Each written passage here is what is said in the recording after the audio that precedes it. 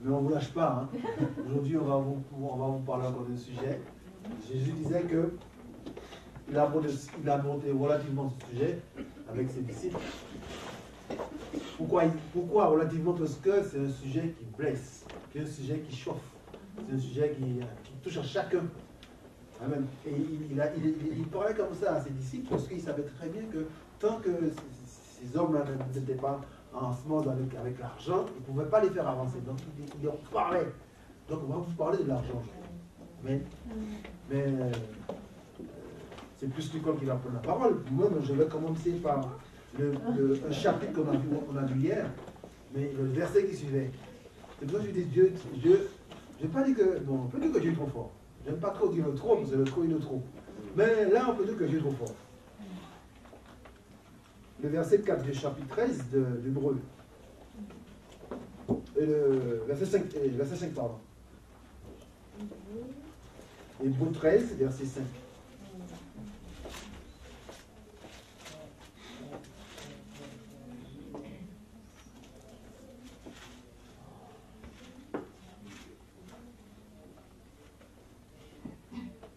Amen. La Bible nous dit que ne vous livrez pas à l'amour de l'argent. Contentez-vous de ce que vous avez, car Dieu lui-même a dit, je ne te délaisserai point, je ne t'abandonnerai point. Amen.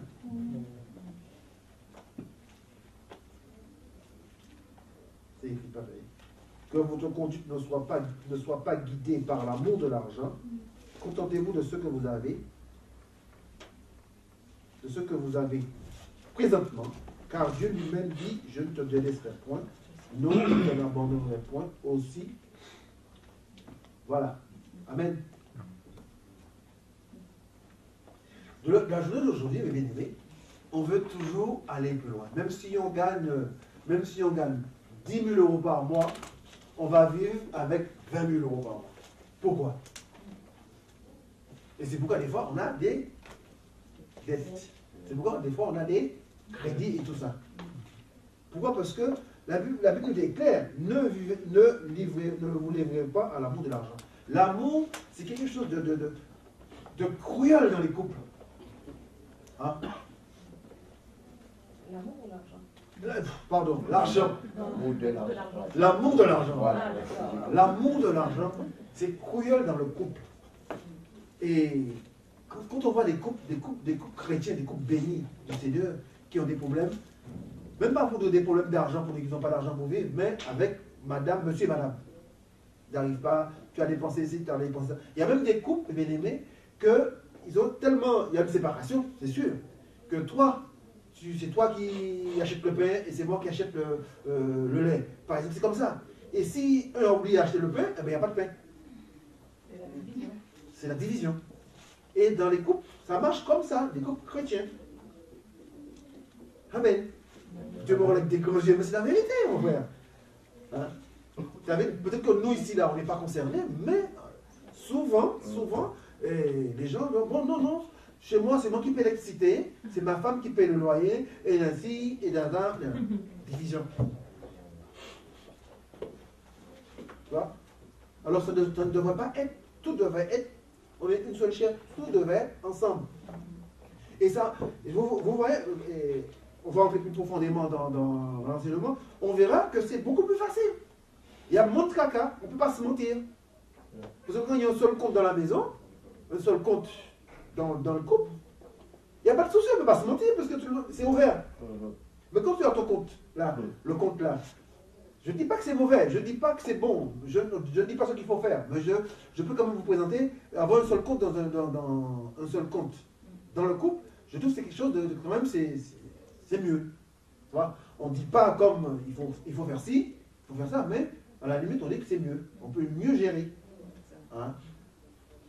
Mais on va revenir dessus. Donc, l'amour de l'argent. Au fait, Nicole, je te laisse en parler. Ouais. Hébreux 6, verset 10. Timothée, pardon. Timothée 6 et le verset 10. Nous connaissons ce verset.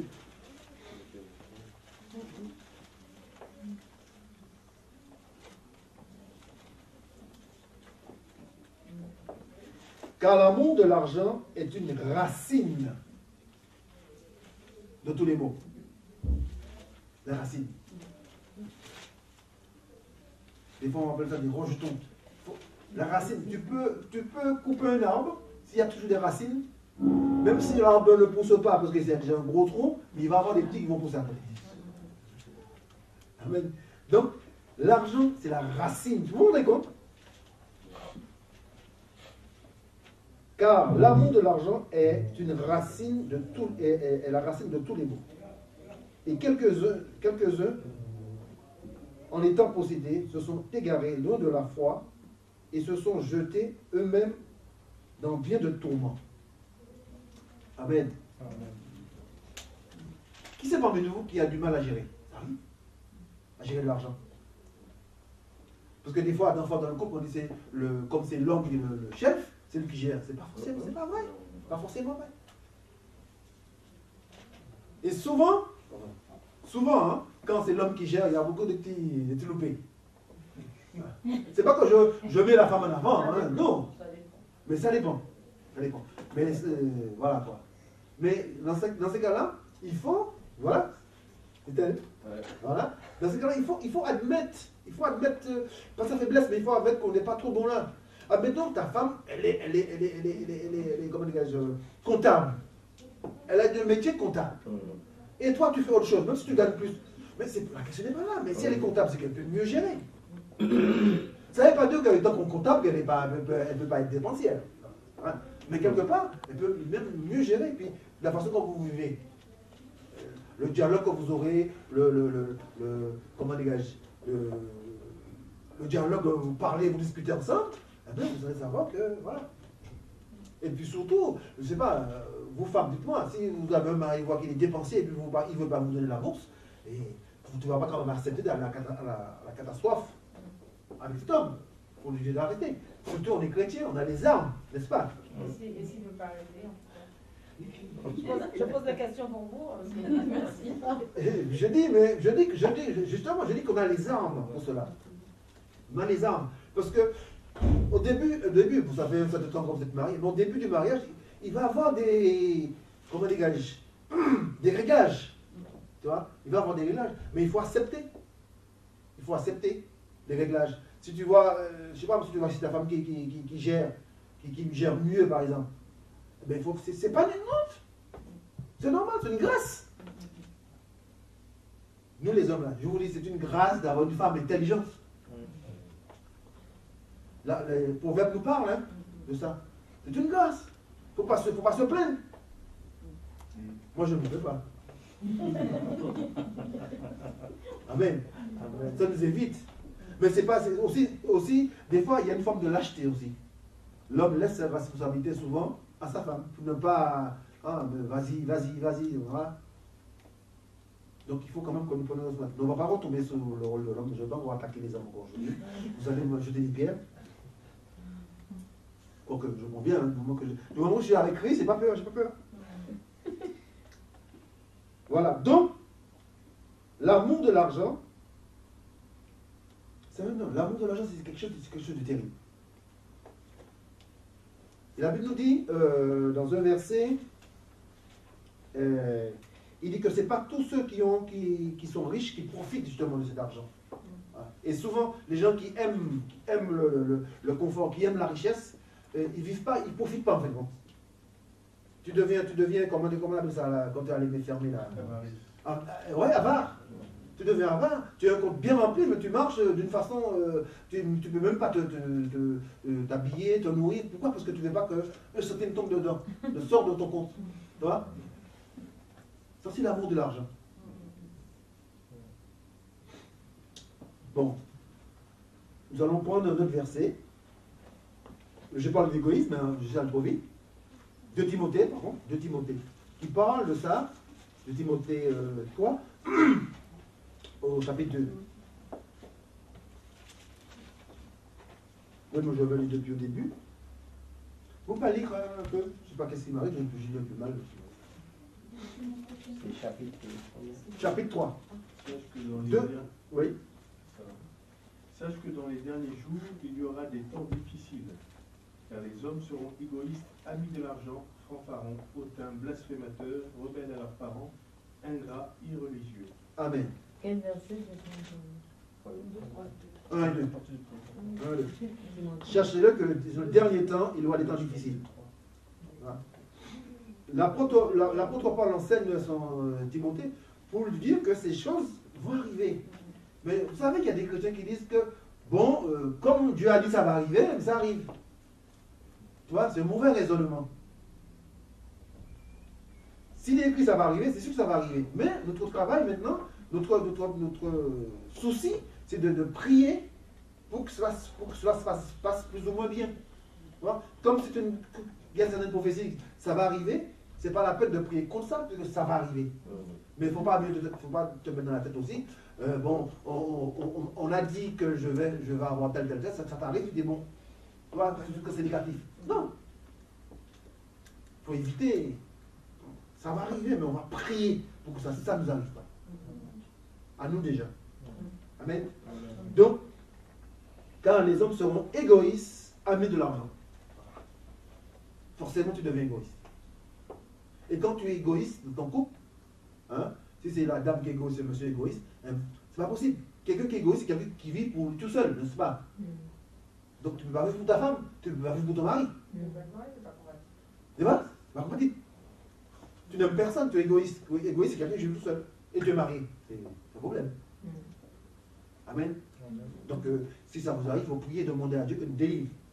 À la limite, l'argent, de toute façon, l'argent a de la valeur que l'homme lui donne. Tout simplement. Amen. Bon, pour revenir, je parle de compte. Qui c'est qui est pour un compte commun ou un compte. J'attends. Commun. C'est facile à gérer, je pense. Commun. Comment? Ah. Pourquoi? Bah, nous, on a eu les deux et c'est plus facile à gérer d'avoir un compte commun. On sait ce qui reste à la fin. Une fois que les factures, le loyer sont retirés, on sait ce qui reste. Ça permet de, je sais pas, moi, un truc tout bête, par exemple une réparation sur la voiture, on sait qu'on peut faire ou c'est plus facile à gérer que d'avoir deux comptes. On ne sait pas combien il reste sur l'un, combien il reste sur l'autre. Pour avoir eu les deux, franchement, il n'y a pas photo. Comment ils disent ça, les hommes politiques? C'est la clarté, comment ils disent ça? La transparence. Parce que de nos jours, vous savez, chrétiens, il y a des femmes qui ne savent pas combien leur mari touche, par exemple. Le salaire de leur mari.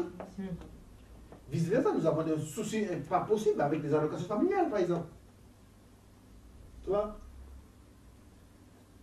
Les choses n'arrivent pas à gérer. Et hier, la dernière fois, tu disais à Nicole, un homme qui travaille, qui s'occupe de rien, c'est à peine de sa femme.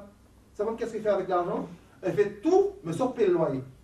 Et le gars s'est rendu compte, quand on est venu, il a signé de sortir de l'expédition. Ce monsieur s'occupe de sa femme, qu'est-ce qu'il a fait avec l'argent? C'est pour ça qu'il faut, même si on n'est pas appelé à gérer, mais il faut savoir, il faut connaître, il faut, je ne sais pas, il faut s'intéresser à tout, messieurs, tout dans la maison. Bon, je dis messieurs, parce que souvent je sais que les messieurs laissent souvent ces genres de choses aux femmes. Non! C'est à nous que Dieu a parlé. Mais le monde a tellement changé les choses, on croit que c'est normal. Non. Non. Un papa peut amener son enfant à l'école. Ce n'est pas forcément madame qui amène son enfant à l'école. Et souvent de nos jours, on voit même, le père ne connaît même pas le nom de la maîtresse, ne connaît même pas. Tu vois?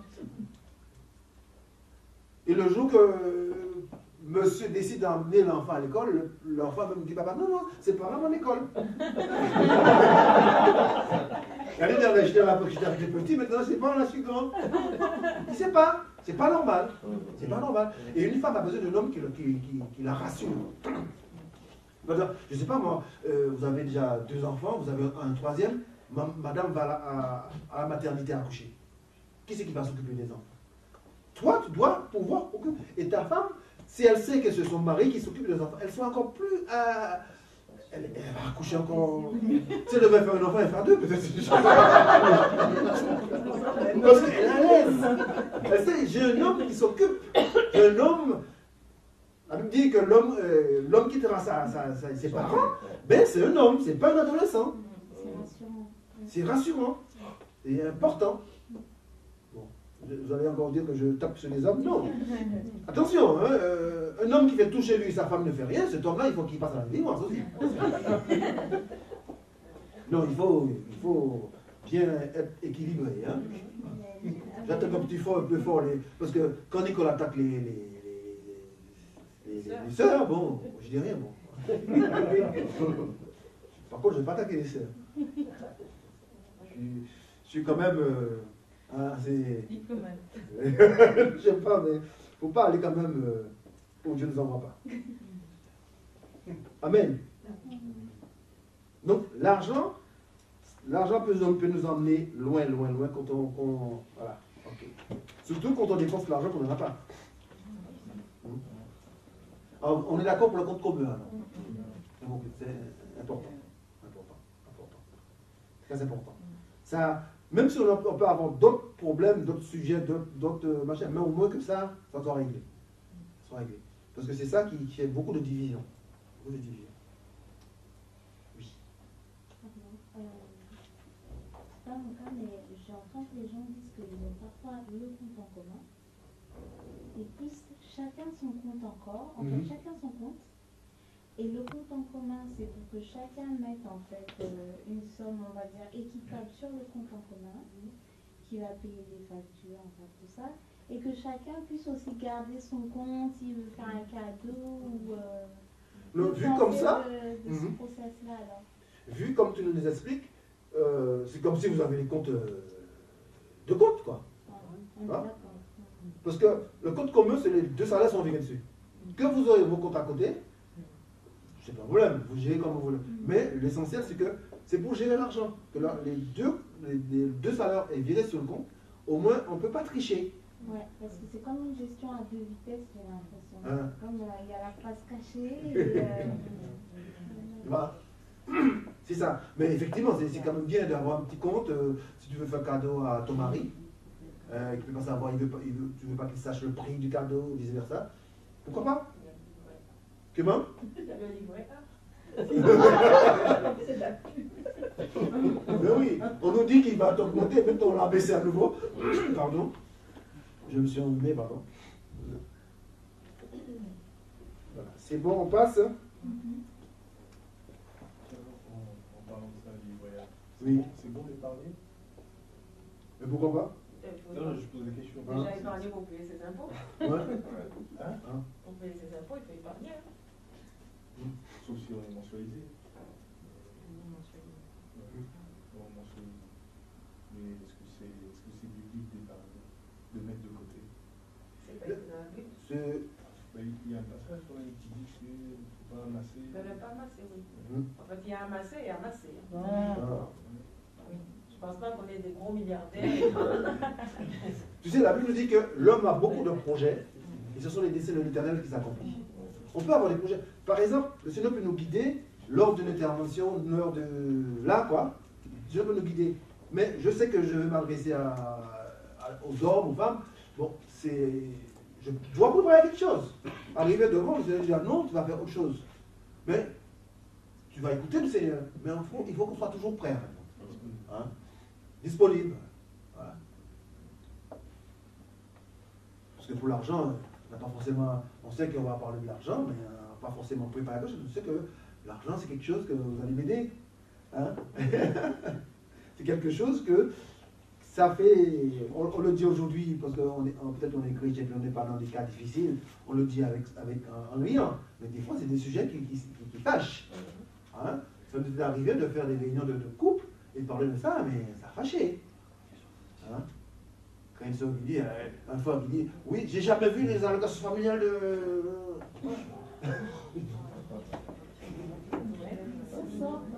Ça sort comme ça. Mais c'est bon, il faut que ça sorte comme ça. Quelque chose. Vous savez, on a eu des couples de certain âge, et en enfin une petite parenthèse, et la sœur voulait prendre la main de son mari. Son mari disait, qu'est-ce que tu dis? Pardon. Il y avait des histoires comme ça. Et lors de ces réunions, on les a expliqué, mais c'est pas péché de prendre la main de ta femme. En plus, c'est ta femme. C'est ta femme. Il n'a pas volé. On dit pas parce que quand tu veux de l'assemblée, il y a comme des célibataires, il ne faut pas quand même mettre une pierre à l'achoppement. Mais, je sais pas moi, tu es dans la rue à Paris, tu peux prendre ta femme dans les mains. C'est pas péché. C'est ta femme, justement, je ne suis pas seul.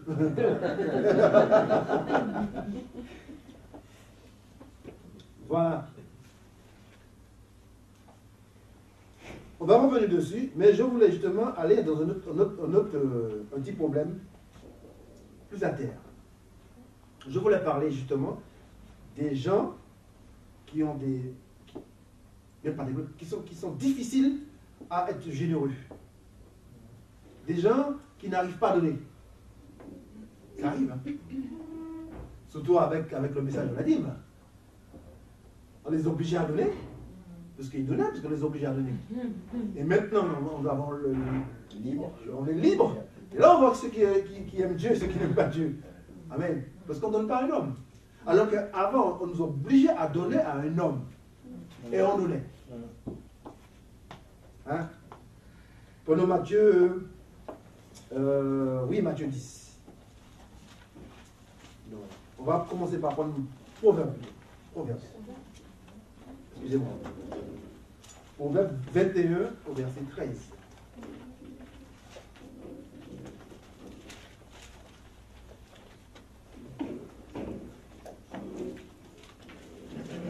Proverbe 21. Qui c'est qui nous fait la lecture? Proverbe 21, 13. Celui qui ferme son oreille au cri du pauvre criera lui-même et n'aura point de réponse. Ça va? C'est clair. Clair. Vraiment, la parole de Dieu, c'est comme une épée. Hein. Ça fait mal. Et Proverbe 11, verset 25.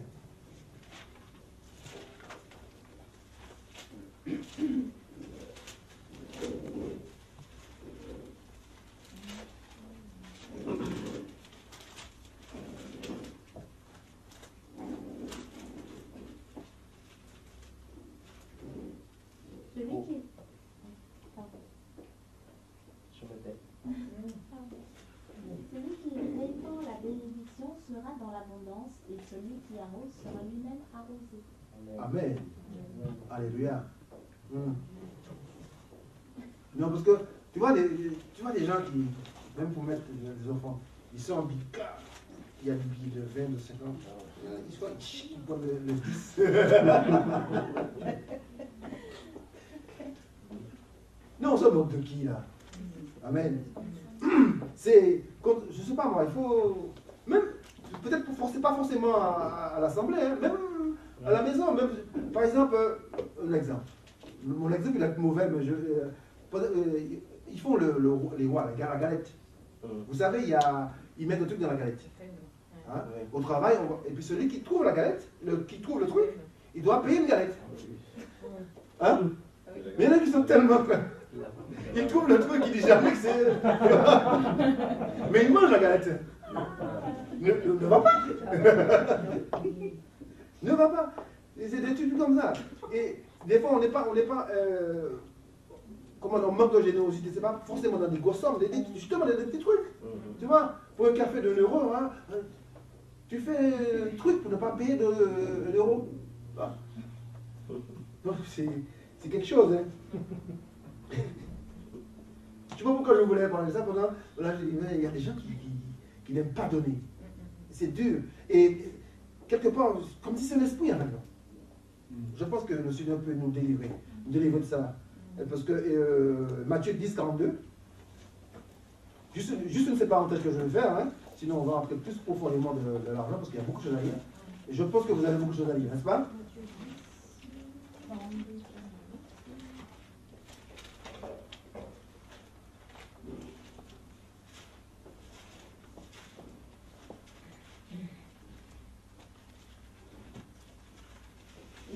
donnera seulement un verre d'eau froide à l'un de ses petits parce qu'il est mon disciple, je vous le dis en vérité, il ne perdra point sa récompense. Amen. Ouais, un peu. Tu me prends le petit café de 1 euro, je le suis dehors le voir. Tu vois, c'est pas la peine, je sais pas moi, c'est pas la peine je sais pas, il y a des gens par exemple qui ne peuvent pas te donner 1 euro, mais qui peuvent te prêter, qui peuvent te donner, je sais pas moi, 100 euros pour faire une bêtise par exemple. Tu vois? Pour manger, tu ne peux pas me donner 1 euro, mais si je ne dis pas de 100 euros pour aller aux courses, tu le prêtes. C'est bizarre, hein? C'est vrai. On sent qu'il y a quand même quelque chose derrière tout ça. Et aussi, il y a la manière de donner. Hein? Ça nous concerne, le chrétien. Quand on vient, on donne son offrande. C'est pas un reproche. Hein? Bon, on vient, on sait qu'on va donner quelque chose pour le Seigneur. Bon, ne serait-ce que quand on donne ne serait-ce que pour payer l'électricité, c'est pour le Seigneur parce que cette salle nous sert d'enseignement. Cette salle nous sert beaucoup de choses spirituellement. Tu vois? Et puis il y a des gens qui croient qu'en en donnant 20 euros, ils vont récolter 40. Ah non! Dieu ne marche pas comme ça. Parce que autant des Hébreux, tu vois, il faut comprendre aussi que les Hébreux, c'était des gens qui travaillaient, la plupart c'était des gens qui travaillaient la terre. C'était des agriculteurs. Il n'y avait pas beaucoup. Quand on disait que, comment dirais-je, pour payer les gens, c'était pas forcément argent. Hein? C'était par des échanges. Quand on parle de la dîme, par exemple, la dîme, c'était pas forcément l'argent on appelle un papier. Tu vois, c'était des échanges. Et puis Dieu nous nourrit, Dieu nous paye quoi? En notre santé. Quand tu pries, tu n'es pas malade. Imaginez quand vous avez des enfants. Vous avez 5 enfants. Les 5 enfants, ils portent des lunettes. Un, il y a qui souffre de l'asthme. Un qui a ci, et un qui a ça. Maintenant, au médecin, vous voyez comment ça va faire à la fin du mois. Amen. Et les médecins ne font pas de crédit. Hein. Et le Seigneur t'enlève tout ça. Tes 5 enfants, ils ont une vue impeccable. Hein? L'asthme, rien du tout. C'est comme ça que Dieu nous... La banque de Dieu, c'est quoi? C'est le ciel. Donc, il faut faire confiance au Seigneur et puis le Seigneur nous délivre de tout ça. Alors que, quand on a compris ça, je dis tu vas dire, bon, je vais mettre l'argent pour payer l'électricité. C'est vrai, c'est pour payer l'électricité. Mais quelque part, tu as pris à cœur l'œuvre. C'est ça qui est important. Et quand on prend à cœur quelque chose, on le porte, fait. Comme Néhémie, il a eu à cœur de reconstruire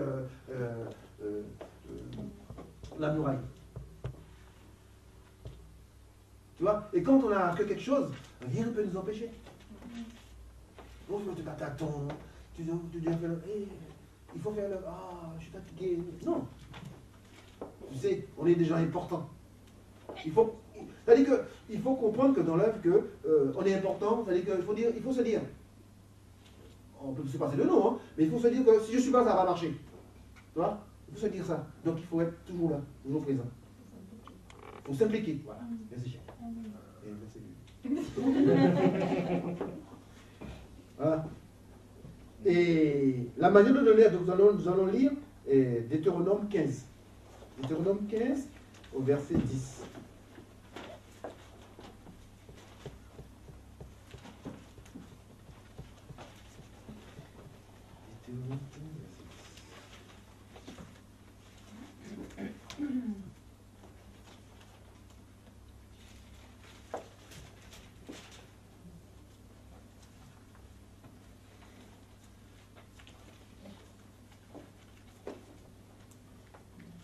Deutéronome 15, 10.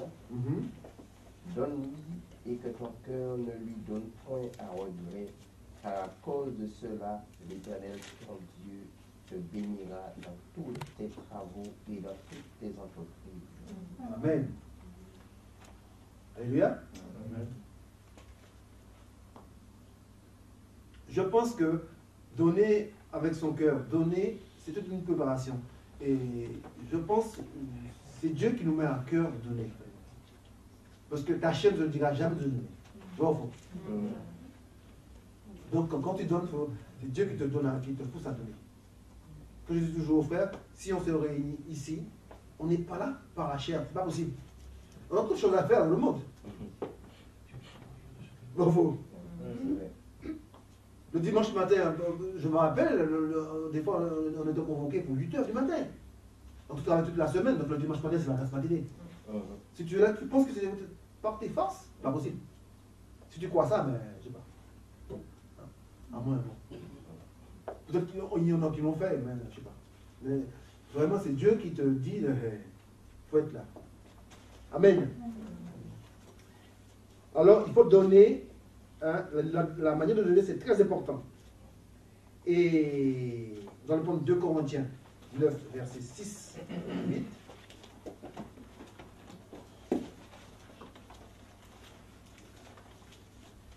Qui nous fait comprendre que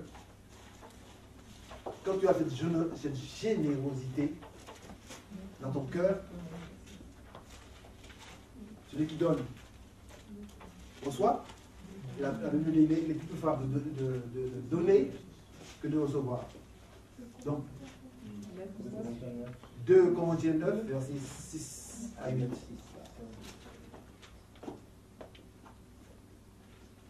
Sachez-le, celui qui sème peu moissonnera peu, et celui qui sème abondamment moissonnera abondamment.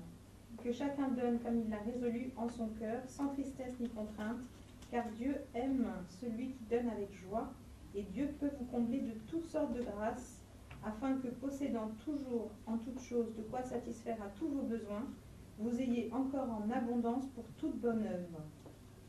Amen. Hein?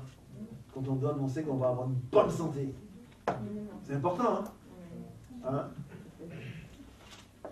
Je vous dis, je porte des lunettes quand je vais voir ces messieurs-là, ils ne font pas de crédit. Hein? Il faut les sortir. On dit qu'on est remboursé, mais quand même, des fois, il faut les sortir. Amen. Alléluia.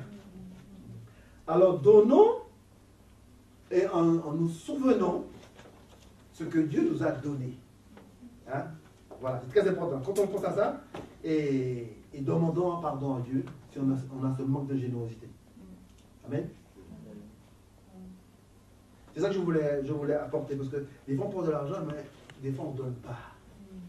On ne donne pas. Et on veut recevoir. Il faut donner. Voilà. Voilà, c'est le message que je voulais faire passer. Amen. Et ça me fait penser aussi, la manière qu'on donne aussi, c'est pas de manière aussi à être vu des autres aussi. Oui. Il nous dit que ce que ta main droite donne, ta main gauche ne doit pas savoir. C'est aussi parce qu'il y en a qui donnent effectivement pour être vu des autres. Oui, comme le pharisien. Comme le pharisien. Oui, Seigneur, je suis un homme de prière, je donne ma dîme. Pas pour son estomac. Je jeûne 2 fois par semaine. Je donne 2 fois par semaine. Et le petit républicain, là, le publicain, pardon, il disait, Seigneur, tu as vu.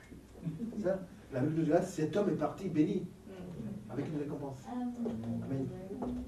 Alors pour revenir sur l'épargne, moi je ne sais pas, mais ma Bible me dit, dans Matthieu 6, on va prendre à partir du verset 31, je ne sais pas si quelqu'un peut me dire. Matthieu 6, verset 31 à 34.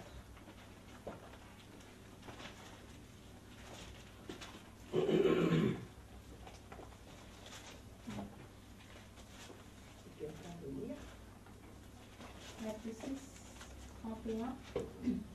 Ne vous inquiétez donc pas en disant que mangerons-nous, ou que boirons-nous, ou de quoi serons-nous vêtus, car cela, ce sont les païens qui le recherchent. Or, votre Père Céleste sait que vous en avez besoin. Cherchez premièrement son royaume et sa justice, et tout cela vous sera donné par-dessus. Ne vous inquiétez donc pas du lendemain, car le lendemain s'inquiétera de lui-même. À chaque jour suffit sa peine. Ça, c'est clair. D'accord. Mais quand on sait qu'on a un travail, et quand on sait qu'on a des impôts à payer, parce que la Bible nous dit de donner les impôts à qui appartient les impôts, n'est-ce pas? Imaginons qu'on gagne bien sa vie, et puis le même mois, on dilapide tout, alors qu'on sait qu'il faut qu'on paye les impôts. Et en France, ce n'est pas que 10%. Donc si on dilapide tout, à un moment donné, les impôts vont se fâcher. Ils vont faire quoi? Parce qu'on n'a plus d'argent pour payer. Donc on est quand même obligé penser qu'on aura des impôts à payer. Enfin, je parle pour ceux qui payent des impôts, ceux qui travaillent et qui payent des impôts. Parce qu'avec les impôts, ça ne rigole pas. Ils bouclent le salaire, ils prennent soit le salaire directement. Soit le compte en banque. Sans esclave. Directement sans esclave. Donc, il faut savoir ce que Dieu nous dit, mais on sait qu'on vit dans le monde et que dans le monde, il faut payer des impôts. Donc, moi, je pense que pas épargner pour payer les impôts, mais mettre un petit peu de côté pour payer les impôts quand ça arrive. Parce que ce n'est pas tout le monde qui est mensualisé. Il y a des gens qui ne savent pas encore gérer ça. Donc, les impôts sont méchants. Hein.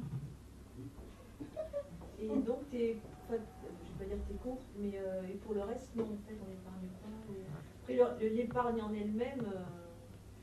On ne sait pas quand est-ce que Dieu va reprendre son souffle. Hein. On peut épargner des milliards et puis on n'en profite jamais. Donc, il y a des missionnaires, il y a la mission, il y a des gens qui ne connaissent pas, qui n'ont jamais entendu parler du Seigneur. Si on a un peu d'argent, si on peut donner un peu pour la mission, c'est bien aussi.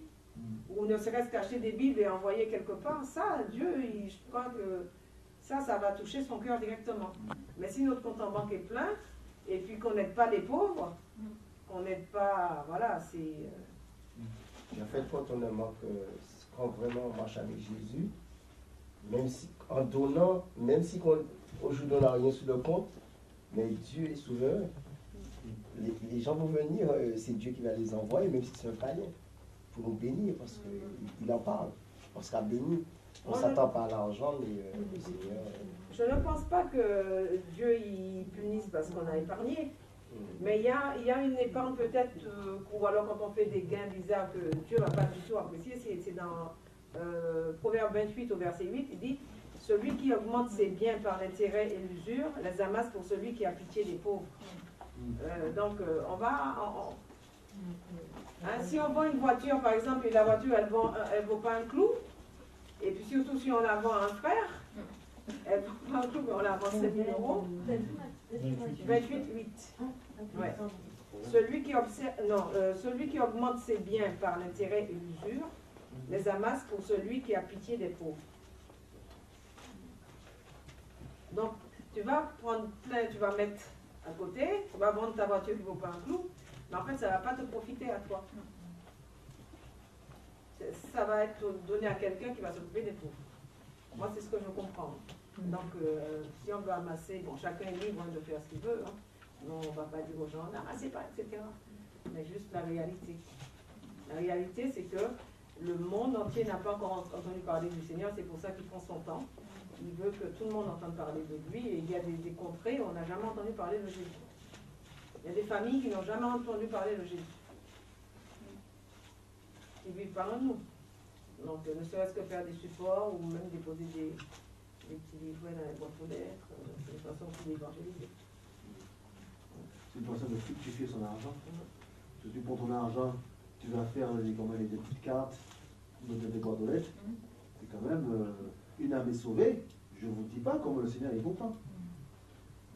C'est la fête, c'est la fête au... Et c'est comme les emprunts, souvent on me pose des questions, comme vous ne me dites pas, hein, vous ne posez pas les questions sur les emprunts. On va prendre Proverbe 22.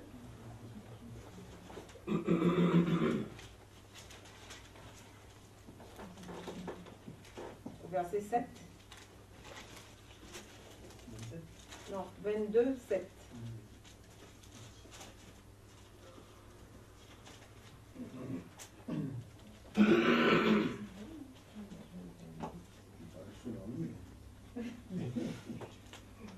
Le riche domine sur les pauvres, et celui qui emprunte est l'esclave de celui qui prête. Et si on prend le verset 26, toujours dans 22, ne sois pas parmi ceux qui prennent des engagements, parce que les gens aussi nous posent des questions, est-ce qu'on peut on peut cautionner les gens? Donc la Bible nous répond clairement à ce sujet-là. Ne sois pas parmi ceux qui prennent des engagements, parmi ceux qui cautionnent pour des dettes. Si tu n'as pas de quoi payer, pourquoi voudrais-tu qu'on enlève ton lit de dessous de toi? Parce que la personne que tu vas cautionner, même si c'est ton frère, même si c'est ta soeur, mais tu ne connais pas son cœur. Peut-être qu'au départ, il va commencer à bien rembourser, Et puis un jour, il n'y arrive plus à rembourser ou il a perdu son travail. C'est sur toi que ça revient. C'est ça qu'il faut comprendre. Souvent, on fait par sentiment, on veut rendre service aux gens et tout ça. Et puis, je connais plein de gens qui se sont retrouvés dans les dettes, alors que c'était même pas pour eux. Donc, leur neveu a roulé la voiture neuve pendant des années. Il n'a jamais donné un sou sur cette voiture-là. Et c'est la personne qui a servi de caution qui a tout payé. Donc voilà, ça c'est pour la caution. Et donc, la Bible nous enseigne que celui qui emprunte est l'esclave de celui qui prête. Donc si on est esclave de... Moi je préfère être esclave de Jésus. Donc voilà, le riche domine sur les pauvres. C'est pas comme on est méchant, hein, qu'on veut pas. Mais on est chrétien, comment dire, l'amour de Christ n'est pas dans les sentiments. Oui. Excuse-moi. Oui.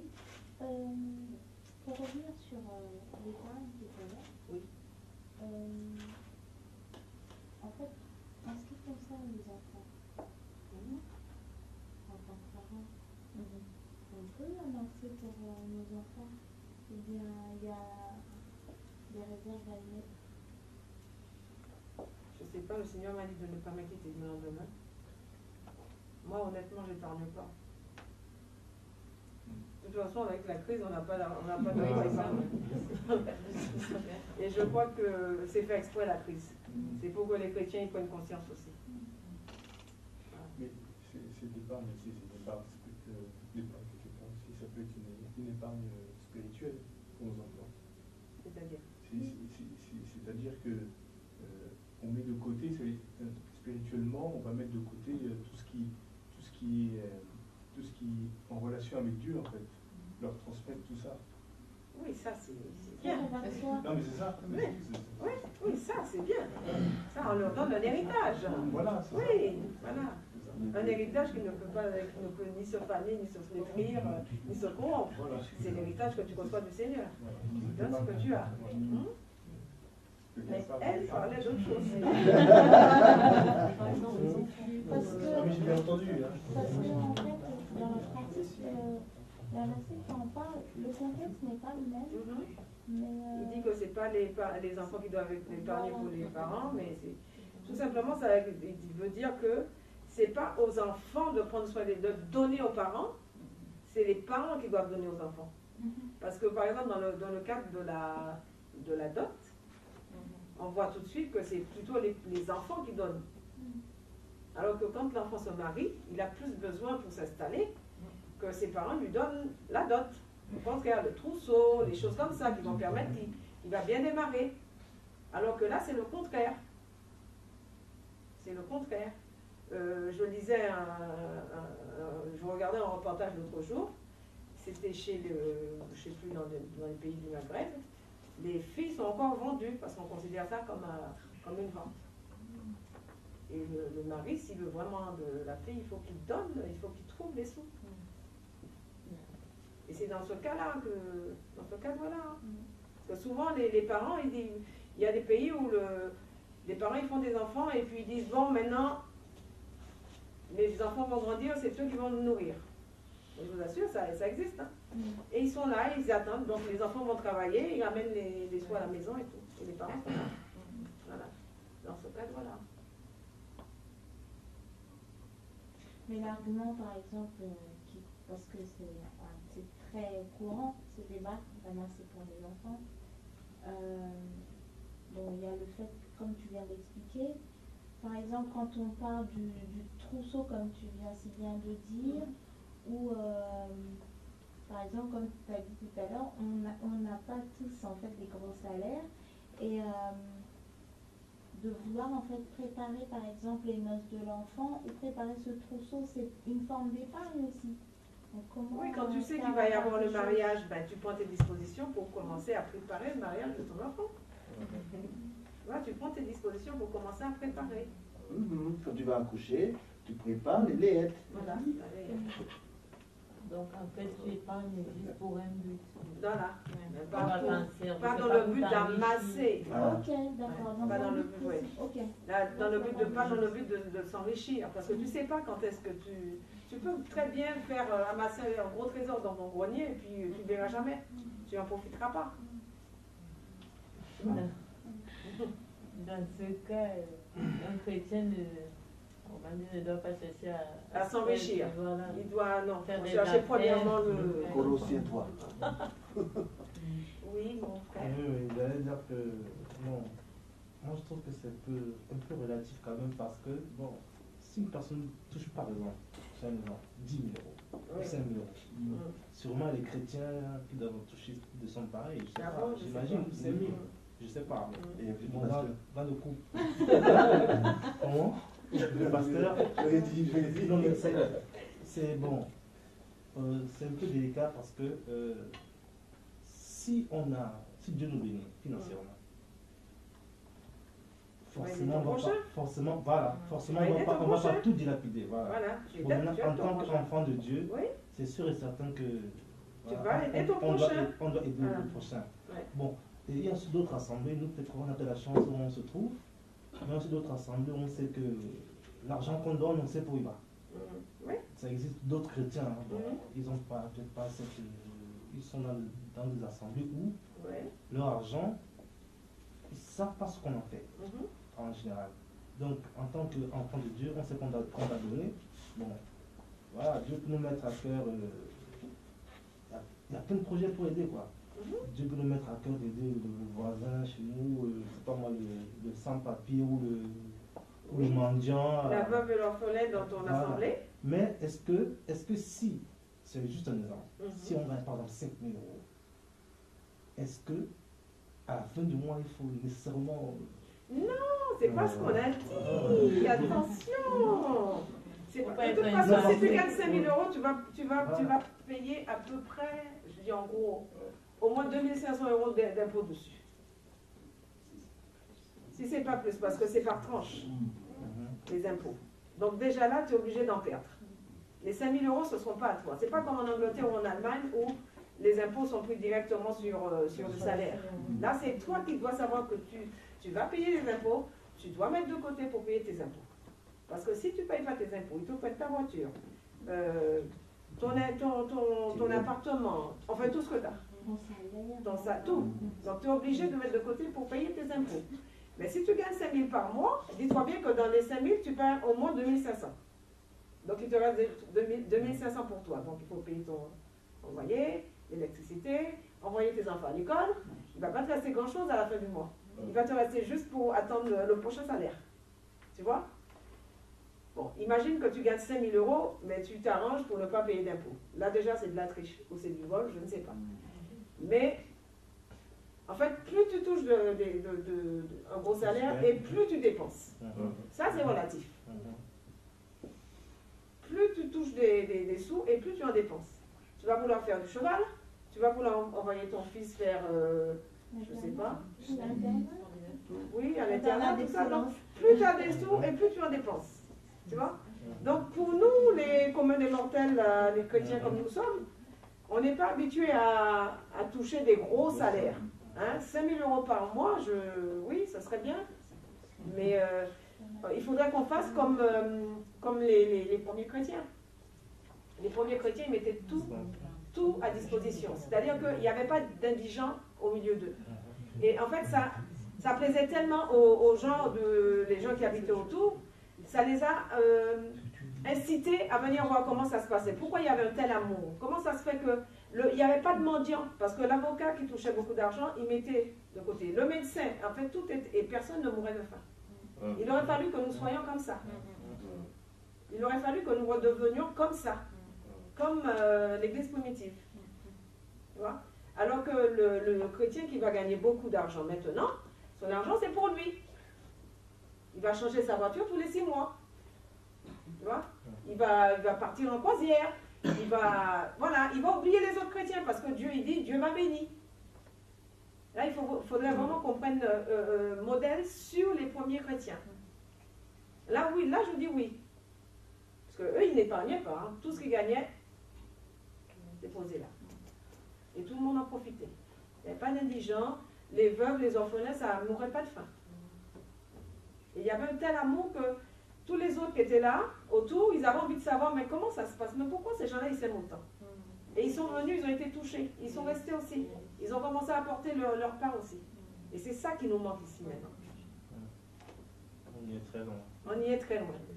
Donc il faut vraiment que Dieu nous fasse grâce, qu'on comprenne. Parce que c'était merveilleux à cette époque-là. Et c'est aussi à cause de tous les pasteurs qui ont... Voilà. Ils ont les pasteurs, ils veulent gagner 10 000 euros. Oui. Et donc, les crédits, les emprunts, là, c'est pas bien. Ben, un crédit, on appelle... En fait, un crédit, on appelle un autre. Tu vas faire un crédit pour... Enfin, moi, je ne dis pas aux gens de ne pas faire le crédit. Hein. Parce qu'avec la société... Oui, d'accord, mais justement, c'est un piège. On se laisse piéger facilement, trop facilement. Les gens, tu vas recevoir plein de prospectus dans ta boîte aux lettres, des enveloppes à ton nom et tout.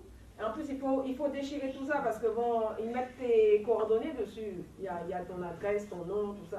Donc tu déchires tout en petit et tu jettes à la poubelle. Moi, je vous dis que la solution, c'est de renvoyer à la société, sans ouvrir l'enveloppe. Mais ça, c'est le... En fait, ça attire les gens. Ah oui, mais vous pouvez acheter la télé, mais vous allez la payer que dans 3 mois. Paf, tu t'achètes une. Moi, je dis qu'en tant qu'enfant de Dieu, on doit comprendre ça et ne pas tomber dans ce piège.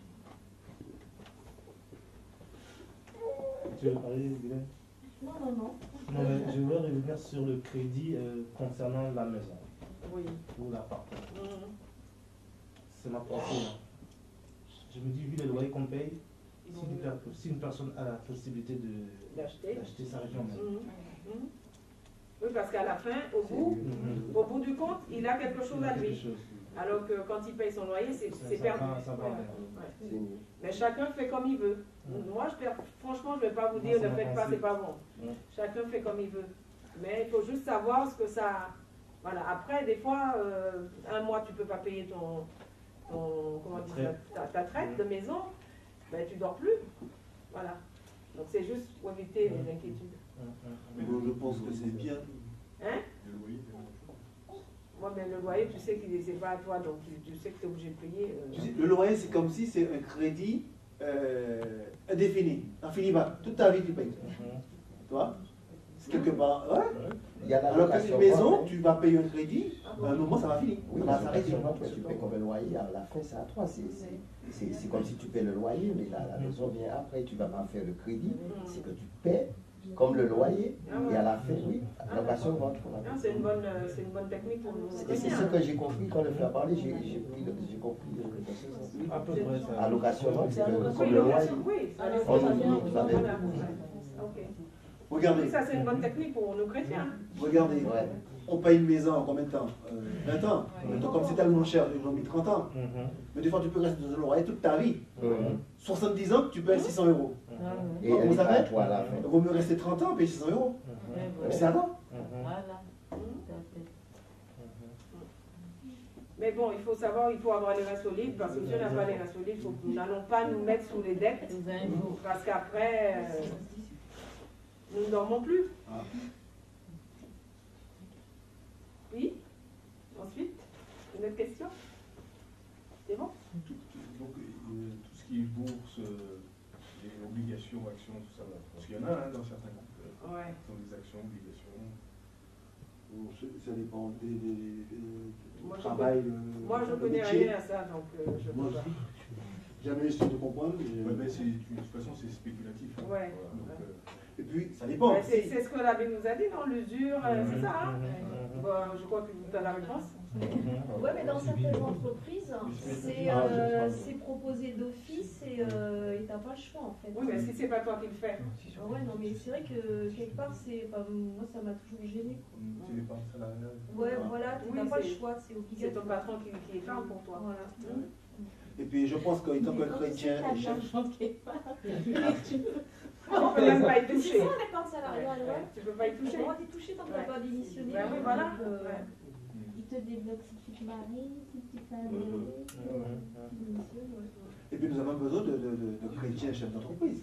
C'est important. On y vient justement. Hein? Non, non, moi j'ai eu une épargne salariale, mais quand on me l'a donné, j'ai acheté un piano.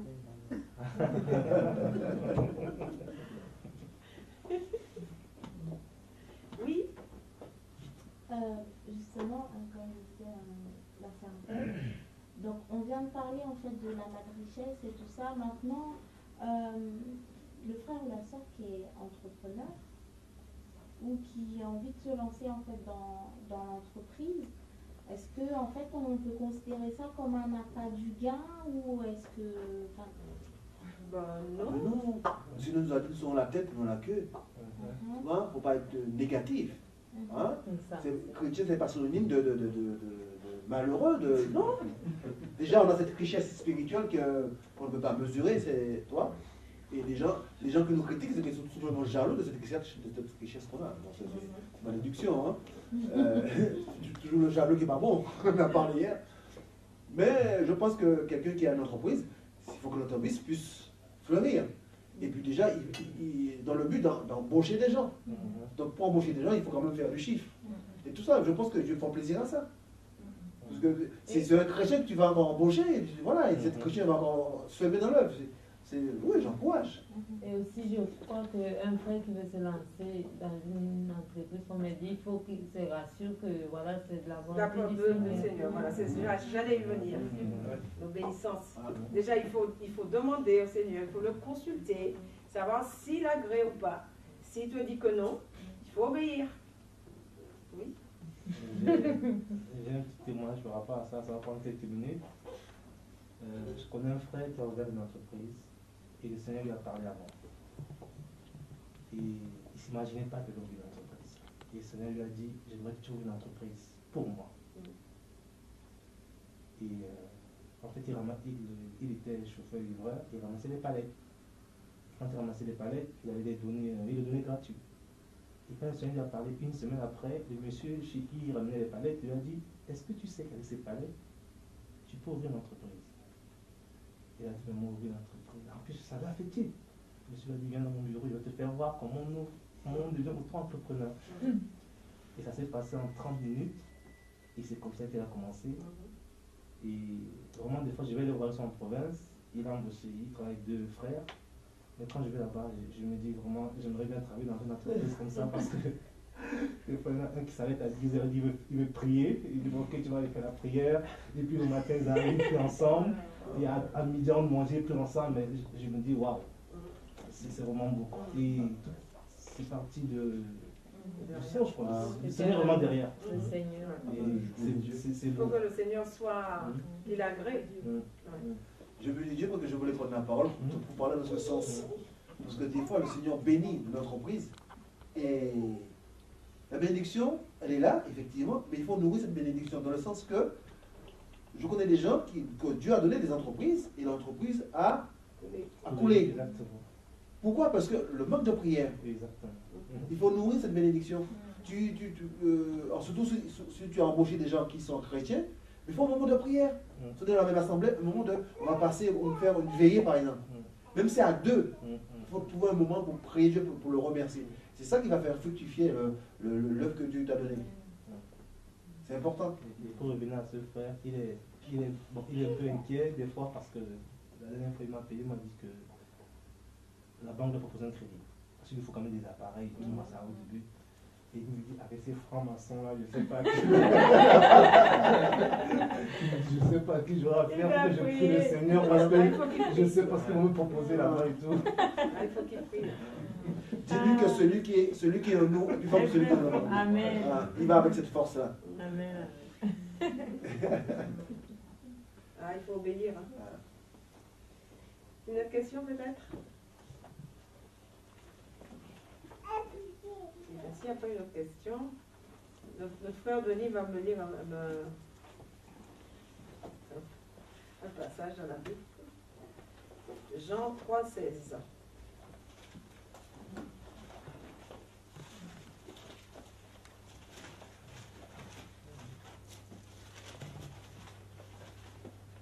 Jean 3,16. Car Dieu a tant aimé le monde qu'il a donné son Fils unique, afin que quiconque croit en lui ne périsse point, mais qu'il ait la vie éternelle. Non, pas Jean, Genèse. Mais j'aurais venir après. Si, ça va venir après. Genèse, pardon. Genèse 3:16. Genèse 3:16. Il dit à la femme, j'augmenterai la souffrance de tes grossesses. Tu enfanteras avec douleur et tes désirs se porteront vers ton mari, mais il dominera sur toi. Amen. Eh ben, c'est enrichissant, non? C'est très riche, hein, ce verset-là. Non? Ouais. Qu'est-ce que vous en pensez? Qui a quelque chose à dire par rapport à ce verset? Qu'est-ce qui vous a frappé le plus? Soyez pas timide. On est entre nous, on est en famille. Je l'avais coché pour vous aujourd'hui. C'est vrai, hein, ce verset. Oui. Je voulais poser la question sur ce verset aujourd'hui. Je l'ai coché là. Que Dieu soit béni. Je savais qu'on en parle. Oui. Ce qui m'a toujours frappé dans ce passage, pas la partie B, hein, parce que bon, comme le Seigneur m'a fait grâce, alors bon, je peux m'occuper un peu de tout de la maison. C'est pas pour dominer sur les gens. Mais David, l'ancienne alliance, il y a beaucoup de choses qu'on le prend maintenant spirituellement. Comme par exemple les guerres d'Israël, tout. Spirituellement, bon, il y a la guerre, les démons, on n'a pas du tout clasher le sang. Et ce passage-là m'a toujours fait réfléchir. Ah, Dieu a parlé. Là, c'est pas dans le sens spirituel, parce que la femme, elle souffre quand même jusqu'à présent. Là, c'est pas spirituel. Il y a des choses. J'augmenterai, et quand j'entends des femmes qui font souffrir leurs enfants ou qui tuent leurs enfants, je me pose des questions, mais elles n'ont pas souffert alors. Parce que quand tu tues ton enfant, bon, c'est parce que Dieu n'a pas menti, puisqu'il dit j'augmenterai. Et c'est à cause du péché. Alors qu'est-ce qu'on doit... Bon, les femmes sont mieux à répondre, je dirais. Quelqu'un d'autre? Je peux faire que les femmes parlent. Peut-être parce que d'autres ne souffrent pas, il y a là tellement de techniques de nos jours, que des raccourcis que les femmes prennent et tout. Moi, ce verset m'a toujours plu. Et c'est pourquoi quand j'allais accoucher, moi, les sages-femmes étaient toutes étonnées parce que je disais pas de péridurale, je veux rien. Et je faisais que dire Jésus.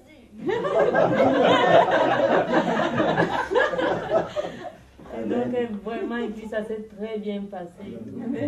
Et elle m'entendait parler de mon Dieu. Elle était, ah, ils sont chrétiens, ils sont chrétiens.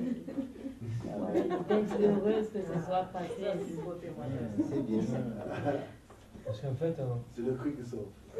J'ai dit à ma femme, on a discuté assez longtemps par rapport à ça, par rapport à la péridurale. Je lui ai dit à ma femme, de toute façon, le Seigneur a écrit dans ta parole que les femmes enfanteront dans la douleur. Et avec le Seigneur, tu n'auras pas plus de douleur que ce que tu dois avoir. Dans le prière et tout, le Seigneur a fait quelque chose merveilleusement bien. Surtout que moi, en Afrique, j'ai un premier enfant et tout. Et puis là-bas, il n'y a pas toutes ces techniques et tout. Et puis je suis arrivée, j'ai vu que la péridurale, il y avait des femmes après qui souffraient même. Donc je ne voulais pas m'ajouter, me prendre un démon.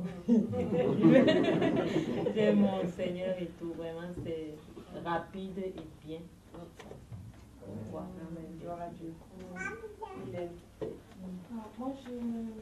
la question à propos de ce verset que je me suis toujours posée, c'est en fait, je disais, mais Seigneur, cette parole est la conséquence du péché.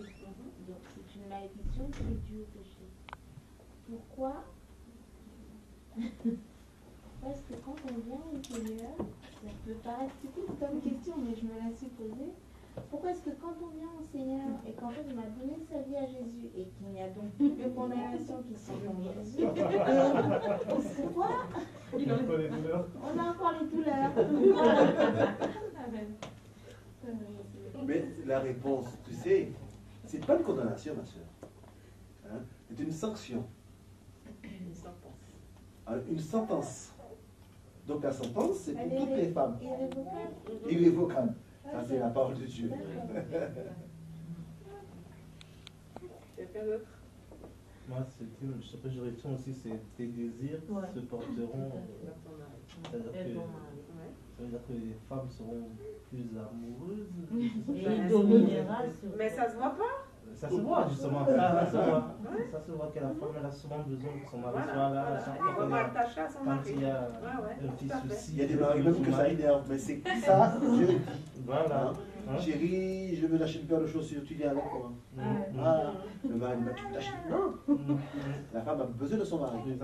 Et il y a un piège pour les hommes qui viennent de se marier, notamment.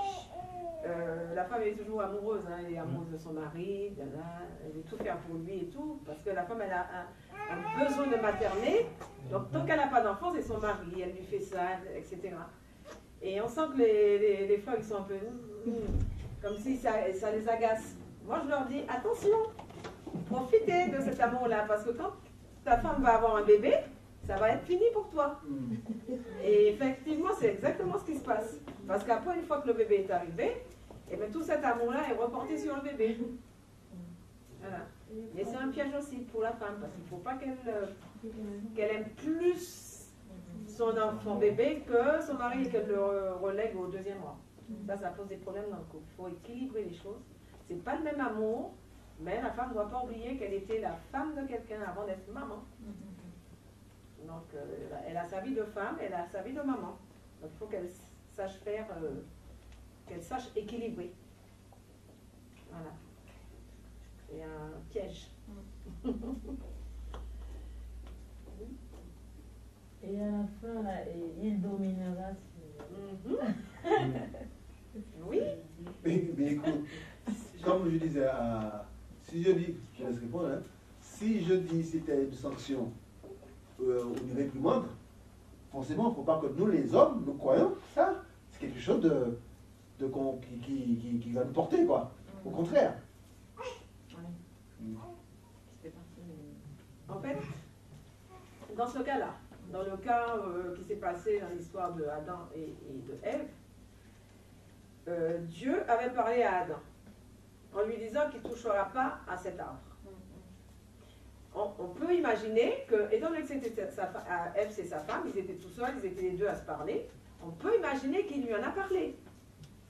Et au moment où ça s'est passé, est-ce que Ève, elle a désobéi. Elle a désobéi, Ève, tout simplement.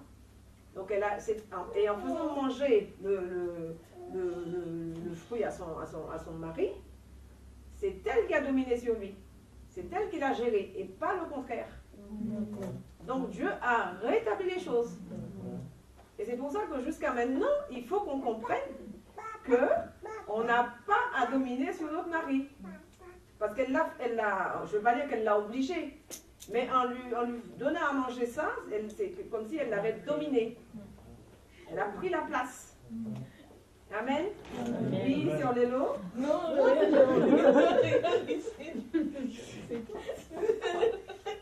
On comprend mieux là. Hein? Dites-moi. Parce qu'on n'arrête pas de se faire des gestes. On sait de l'autre côté, on fait comme ça. C'est pour ça que je rigole. Dieu est bon, non? Hein? Le Seigneur nous ouvre les yeux quand même, hein? Il nous enseigne. Hein? Alors souvent on dit, ouais, mais pourquoi Dieu a dit ça? Pourquoi? Il a juste rétabli la situation. Parce que la femme, c'est elle qui a géré son mari à ce moment-là, alors que c'est le contraire qui devait arriver. C'était à l'homme de gérer, pas la femme. Et la femme, en faisant manger, la femme, elle a pris le dessus. Donc Dieu, il remet les choses en place. Et que nous soyons contents ou pas, que nous soyons contentes, pas contentes, Dieu est Dieu, c'est lui qui nous a créés. Et s'il nous a dit ça, c'est ça. Mais lorsqu'on dit il dominera sur toi, ça ne veut pas dire que monsieur essuie ses pieds sur sa femme.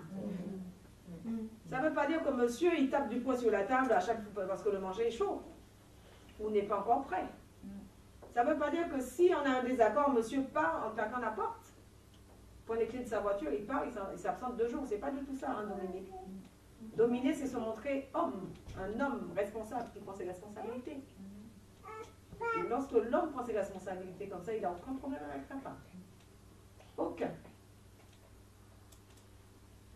Il y a des couples où c'est tous les jours, le mari dira à sa femme, la Bible dit, femme, soyez soumise. Moi, je dis que ce n'est pas normal. Ça ne doit pas se faire dans un couple. On n'a pas à dire, à rappeler à l'autre, je suis ton chef, sois soumise. Non. Au contraire, ça creuse un écart. À chaque fois que tu vas dire à ta femme, la Bible dit, femme, soyez soumise, il y a une petite distance qui se met. Dieu est bon, non? Tu permets que juste au niveau de cette soumission, c'est-à-dire qu'il y a dans certaines cultures que la femme est tellement habituée à être, même pas à être écrasée par son mari, même en recevant des enseignements tels, cette femme a toute cette position. Et l'homme qui, quelque part, qui aime tellement se laisser faire, eh bien, petit à petit, on voit que la femme est écrasée sans être écrasée, maintenant. Vous voyez ce que je veux dire? Je vois des femmes qui sont pas soumises du tout, que leur mari ne leur font pas ces genres de, à la limite je peux dire atrocité, mais malgré cela, elles ont cette attitude. Pour courir devant, tu vois. Nous maris là, il ne faut pas accepter ça. Il ne faut pas accepter ça. Un exemple. Par exemple, en Afrique, ou d'autres pays, aux Antilles aussi, la femme a été élevée comme sa mère, très soumise. Hein? Elle arrive en France, elle se marie avec bien sûr avec un gars un frère qui vit déjà en France, qui connaît. Le frère devrait comment dirais-je, ne pas accepter que sa femme ait cette position. Justement, l'homme, justement, la Bible dit que l'homme devrait pouvoir enseigner sa femme à la maison. Il devait lui enseigner ces choses-là. Il dit non, il ne doit pas être soumise comme ça, comme une servante. Non, on est une équipe, on est mariés, c'est chacun, nous avons une part entière. Donc voilà. Parce que des fois, c'est facile qu'on accepte. Il faut prendre sur nous, hein, attention, quand on dit l'homme doit dominer. Parce que, je sais pas moi, il y a un frère qui me disait que les hommes aiment bien que certaines fois, même la femme, elle prend même un truc pour enlever les trucs dans les dents du mari qu'elle a fait de manger. Tu vois? Est-ce que toi, étant que Christ, tu peux accepter que ta femme te fasse ça? Non, c'est pas possible.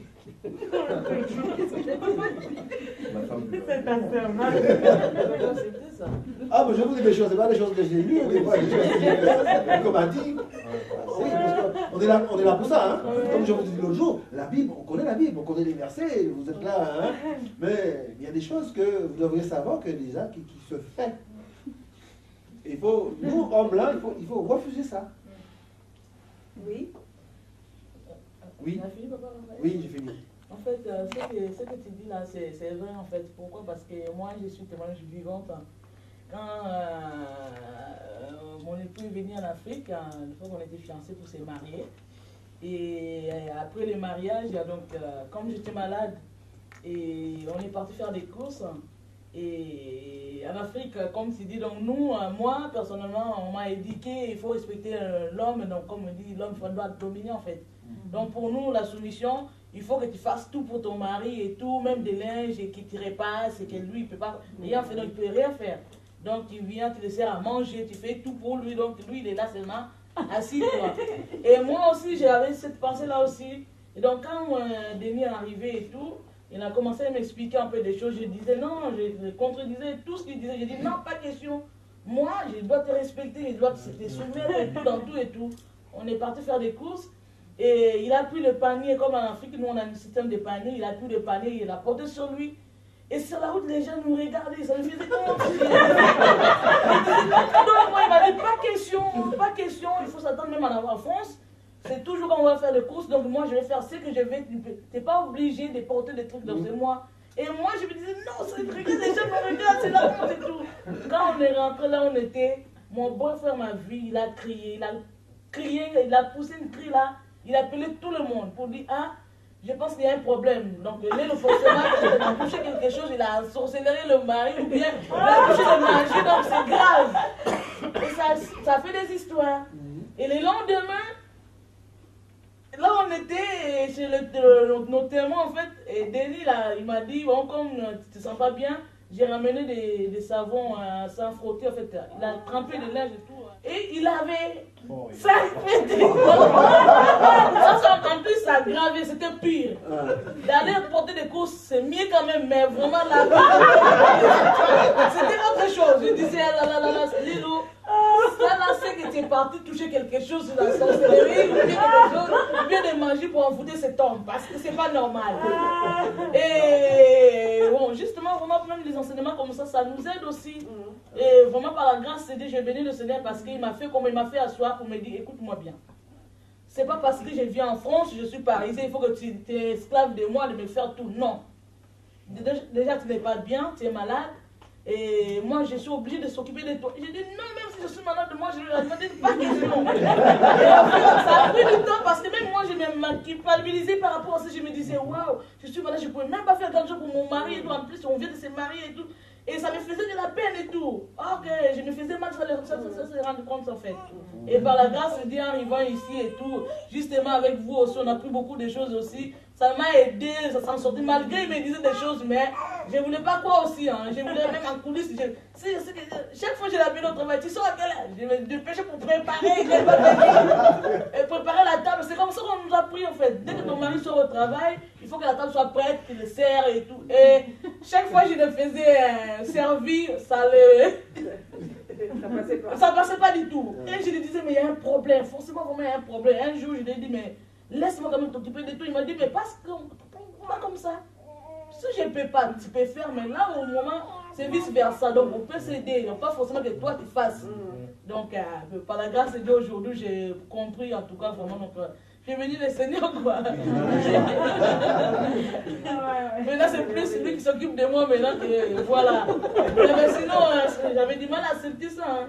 Même si j'étais malade pour moi, en tout cas, je suis obligée, parce que c'est lui l'homme. C'est donc lui, il peut s'asseoir, rien faire, donc moi je fais tout, donc c'est sa soumission. Ok, non. Ça, c'est une vision de l'homme par le monde. Voilà, par le monde. Ouais. Non, mais avec le Seigneur, donc c'est pas ça. Avec le Seigneur, c'est pas ça. Avec le Seigneur, c'est la réciprocité. Tout à fait. Parce que tu es une aide pour lui. Donc, une aide, voilà, c'est-à-dire que si tu es malade, la réciprocité fait que toi, tu es malade, tu ne peux pas t'en occuper, tu ne peux pas faire ce que tu as à faire, ton mari, il est là, il prend la relève. Que ce soit avec les enfants ou pour les courses ou pour tout ce qui concerne la maison. C'est ça la réciprocité. Amen. Donc ton mari, et tes désirs se porteront vers ton mari, mais il dominera sur toi. Amen. Alors mari, en hébreu, j'ai trouvé, ça voulait dire ish en fait. I-S-H. Et se marier en hébreu, ça veut dire Mekideshet. Je ne vais pas écrire parce que je ne sais pas comment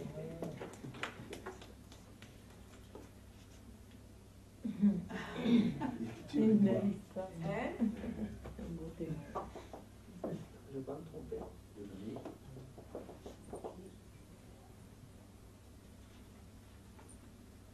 Voilà. Les maris, c'est... En fait, quand je trouve que dominer, c'est comme si le Seigneur dirait à l'homme, tu t'occuperas de ta femme, tout simplement. Hein? Dominer, parce que Dieu a demandé à l'homme de gouverner, hein? C'est bien l'homme à la femme. Au commencement, justement, l'homme et la femme pouvaient dominer. Vous dominerez sur les poissons, vous dominerez sur les oiseaux, et les oiseaux du ciel et tout. L'homme, la femme était appelée à dominer aussi. Elle domine d'ailleurs. Mais comme il y a eu des incompréhensions avec monsieur Adam et Ève, donc Dieu a remis les choses en place. Je comprends en fait qu'ils étaient appelés à dominer sur les animaux. Tous les deux. Et elle a dominé sur son mari. Voilà. En gros, c'est comme si en fait son mari, elle avait considéré comme si c'était un animal. Voilà. Donc c'est normal que le Seigneur en fait repositionne les choses sur le plan humain. Remis les choses dans l'ordre. Parce que oui, vas-y. C'est pour ça qu'il a dit à la femme, toi tu sois soumise à ton mari. Et lui dominera sur toi. Parce que quand l'ordre est renversé, Satan il rentre. Et c'est comme ça que Satan est rentré et qu'il a séduit Ève. Parce que Ève, il avait déjà décidé de ne pas écouter ce que son mari lui avait dit, de ne pas obéir. Donc comme l'ordre était renversé, parce que c'est elle qui est allée répondre au serpent, Et ben, c'est comme ça que le péché est rentré.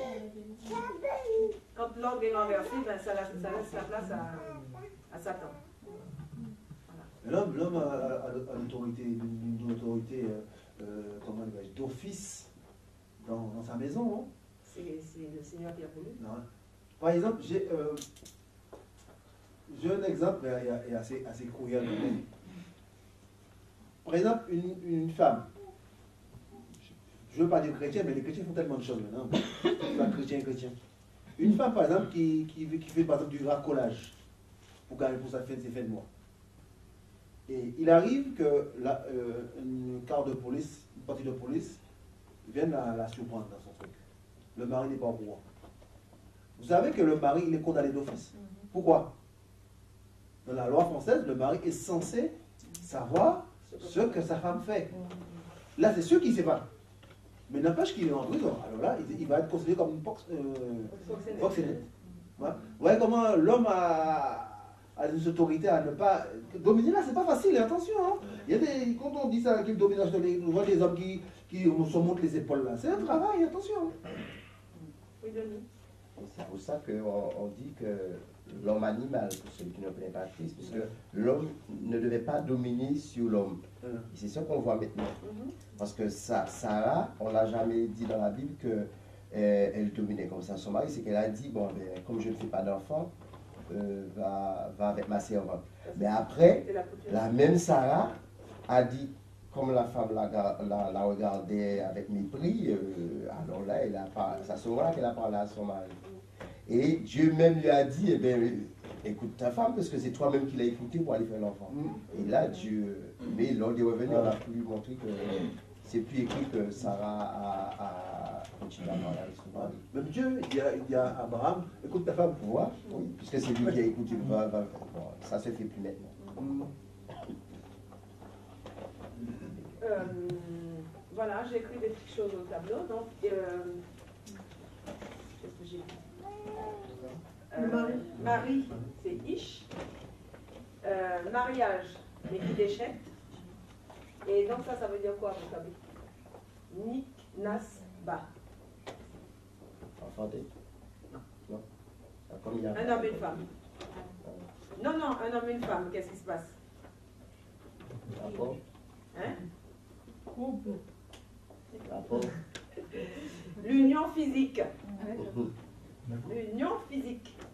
Ça se dit Niknas Ba. Et littéralement, ça veut dire pénétrer en elle. Puis après, il y a l'enfant, c'est pour ça que j'ai dit Ba. C'est pas loin. Parce que l'enfant vient après. Merci. En hébreu, hein. Hébreu. Je ne sais pas pourquoi c'est celui-là qui est venu, mais dans Dieu, c'est. Qu'est-ce que tu as dit? L'enfant vient après. Parce que comme j'ai vu Ba, c'est pour ça que ça va. Vous avez vu un peu l'hébreu, à quoi ça ressemble? Voilà. Voilà. Et c'est pour ça que, dans ce contexte-là, ben, la femme, elle sera toujours soumise.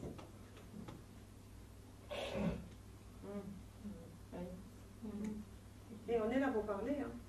Je sais pas si... Effectivement, vu comme ça, oui. Ouais. Qu'elle le veuille ou pas, oui, c'est comme ça. C'est relation sexuelle.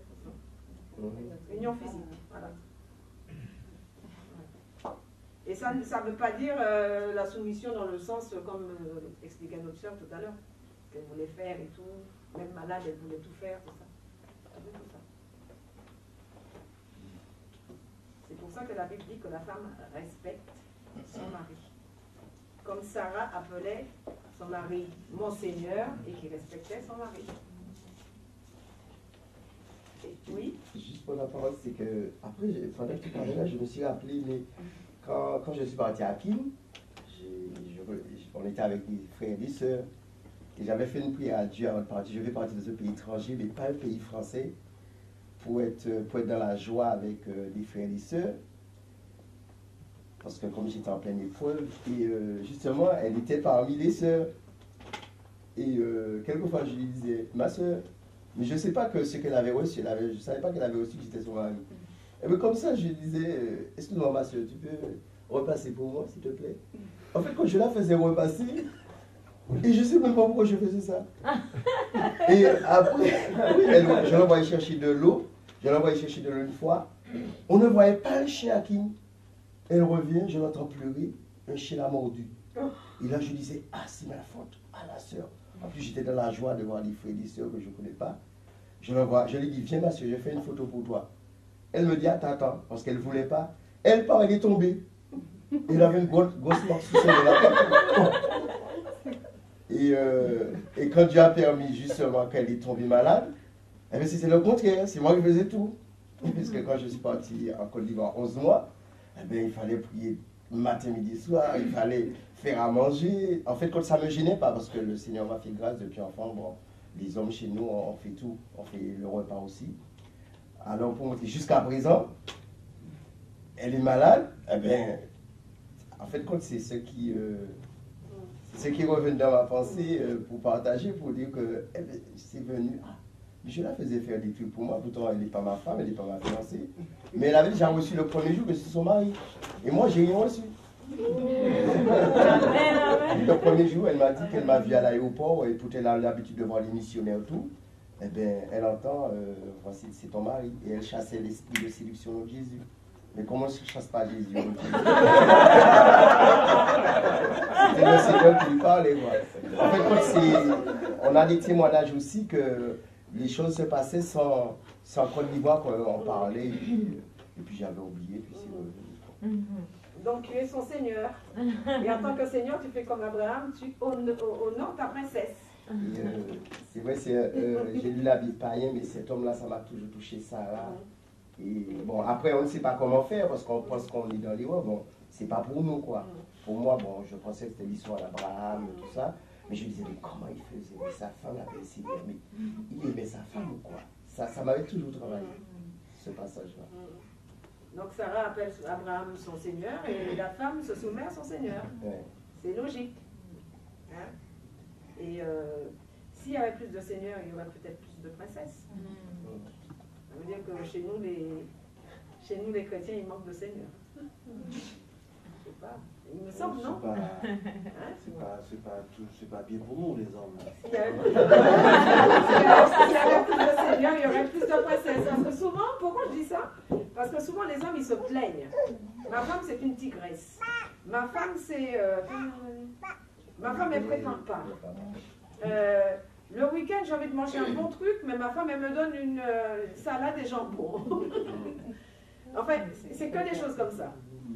Chez nous chrétiens, hein. Je ne parle pas du monde, je parle de là, chez nous. Donc, si la femme, elle ne prépare pas lourd, et que l'homme, il a envie de manger lourd, il peut quand même essayer de faire lourd. Et puis comme ça, s'il dit à ça, viens m'aider, tu mets quoi? Bon, elle va venir et puis elle va mettre la main à la pâte. Comme ça, on cuisine ensemble, on est ensemble et on peut partager tout en faisant la cuisine. Hein. Surtout, Nicole, manger tous ceux qui seront au marché. On n'est pas obligé de manger tous la même chose tous les jours. Il faut changer. Et puis, il faut profiter des cultures des autres. La culture, justement, devait nous rapprocher. Et je me rends compte, je ne sais pas si vous vous rendez compte, ça nous divise, surtout en France. Hein, ça nous divise, alors que ça devait nous rapprocher et profiter.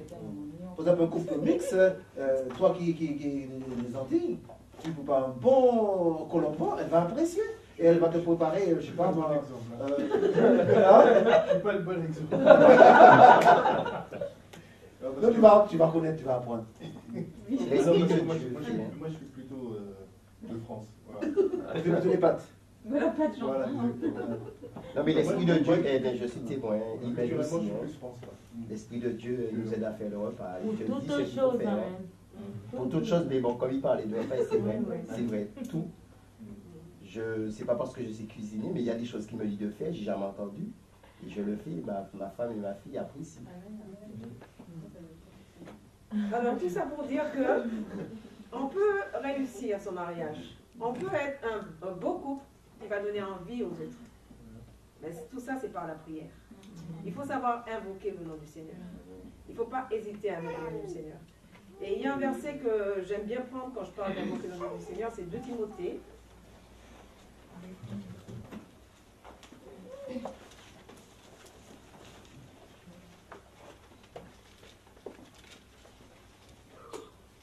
2.